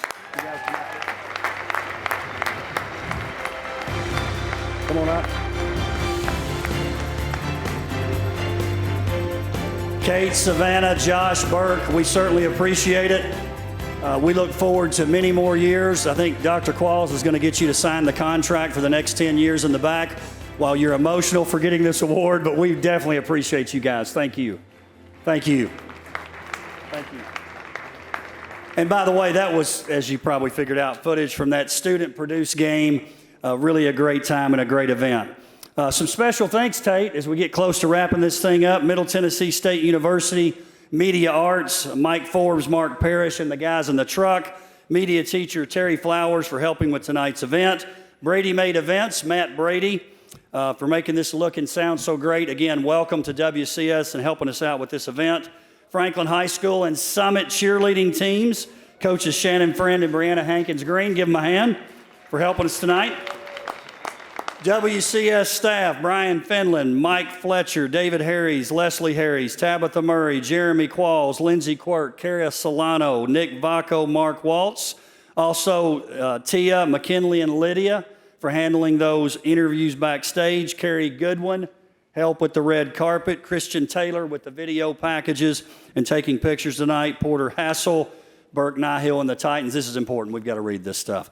Bone and Joint Institute, Williamson Medical, Copy Solutions, Franklin Bakehouse, Gateway Tire, and Garth Bolden, John Mayer Builders. They're so important to us. Outside the Lines, Team 22 and 23, Stars Basketball and Lance Ackridge, Street Tuxedo. Give Street a hand. John and Mark Street. Factory at Franklin, media members who cover WCS. I know we mentioned Charles earlier. Let me tell you what the media does for WCS athletics. Give them a hand too. We really appreciate you guys. And we can't say it enough, Tate. Title sponsor Walker Chevrolet and Brock Daly. Without them, none of this happens. What they do for this event, what they do for game days, what they do for media days. Again, another company that's been there a while, Scott Shake and the crew out there today, driving the young men and women up to the red carpet. Appreciate that. And two, I'm going to take a cue from Brett Young. I want to thank my wife, Barbara. Our anniversary was last night, Coach Young. Only 24 years, though, so I appreciate her as well, Tate. Yeah, without a doubt. And I want to thank her, too, because she puts up with a lot. She puts up with a lot, but also lets you go and do, and just like Meredith Qualls used to do with Jeremy. So you all spend a lot of hours that people don't know about, and thank you to your wife. You definitely, like Outside the Lines, you outkicked your coverage Thank like you. most Thank of you. us. I appreciate that. She's a good one. Hey, we want to once again thank all of our athletic directors. Without their hard work at their school level, the WCS Sports Conference would not be successful. This leads to our next two awards. The Directors Cup for Division I and Division II. The Directors Cup is based on a point system where schools earn points for individual and team performances in state championship level competition. The Division I group consists of Brentwood, Centennial, Franklin, Independence, Ravenwood, and Summit. And the Division II group consists of Fairview, Nolensville, and Page. This year's Division I Directors Cup goes to Brentwood High School. Coach Joe Blair, Athletic Director, please come to the stage.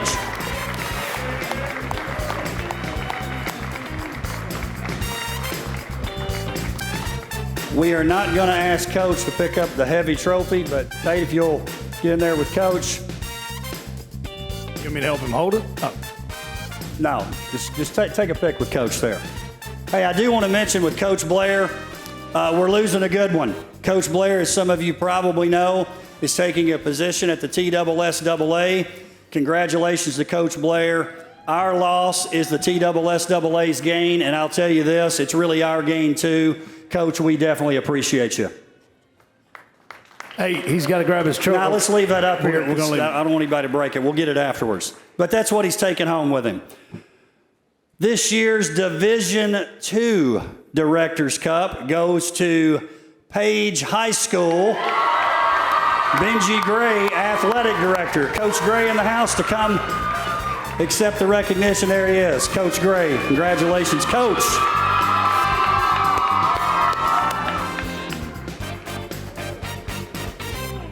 Coach Gray, great job. Coach will be taking home the Directors Cup for Division II tonight. Coach, congratulations.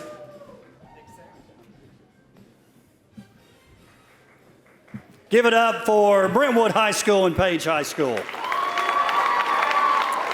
All right, at the request of Lindsay Quirk, this is why you have to have real smart people around you. She reminded me last year when we gave the Courage Award to Barbara Campbell and had 4 or 5 to give after that, the mood was like, it was tissue time, right? So we're going to do that to end the show tonight. It's the Courage Award. I do want to thank Mr. Matt Harris of Berry Farms Chiropractic. He helped get this award started in WCS. He was a longtime sponsor for the district. It recognizes a student or coach, the Courage Award, who has faced and overcome hardship. The winner has persevered by finding the strength and courage to overcome obstacles while inspiring us all. The Courage Award reminds us all that life, like athletics, isn't always filled with joy, but sometimes includes pain and difficulty. Daughter, sister, friend. These words describe one of the shining beacons of hope and inspiration in our community. From fighting for a spot on the freshman football team to fighting lymphoma, her courage and strength are battle-hardened and beyond worthy of respect. With her family by her side, she took this challenge on, just like any other. Obviously, there are words that you never want to hear a doctor say to you, is that your child has cancer. So it was surprising, shocking, and scary all at one time. At first, when we got the official diagnosis, she went to her room and she didn't want to be around anybody. And I think she got her tears out, and then from that point on, she was ready to fight it, and nothing was going to stop her. Macy's inherent love for football has spanned her entire life. As she dealt with the monumental task at hand, she would prep for the mental aspects rather than the physical, for her eventual reemergence on the gridiron. That's the thing that affected her the most, was not being able to exercise and play sports. The treatments pretty much put her down for a week at a time, and then the following week would be sort of a recovery. She didn't have a lot of energy, so she slept maybe half the time at least. Yes, for sure. Macy's shining light of strength shone throughout her community, garnering attention and respect from all, as she willed her way finally back onto the field. Macy was chosen as the Ravenwood representative for the inaugural season of the Williamson County Girls Flag Football League, and eventually won the championship for the standout Lady Raptors.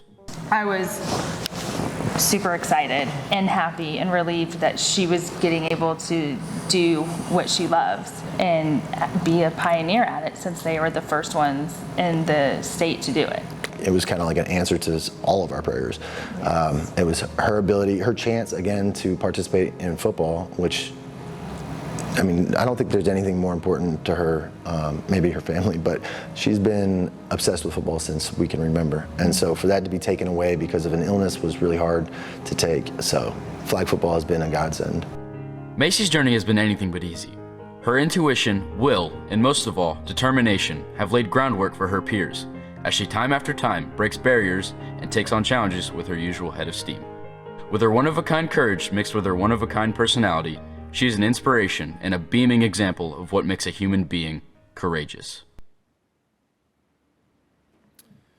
Please welcome to the stage this year's Courage Award winner, Macy Fowler of Ravenwood High School.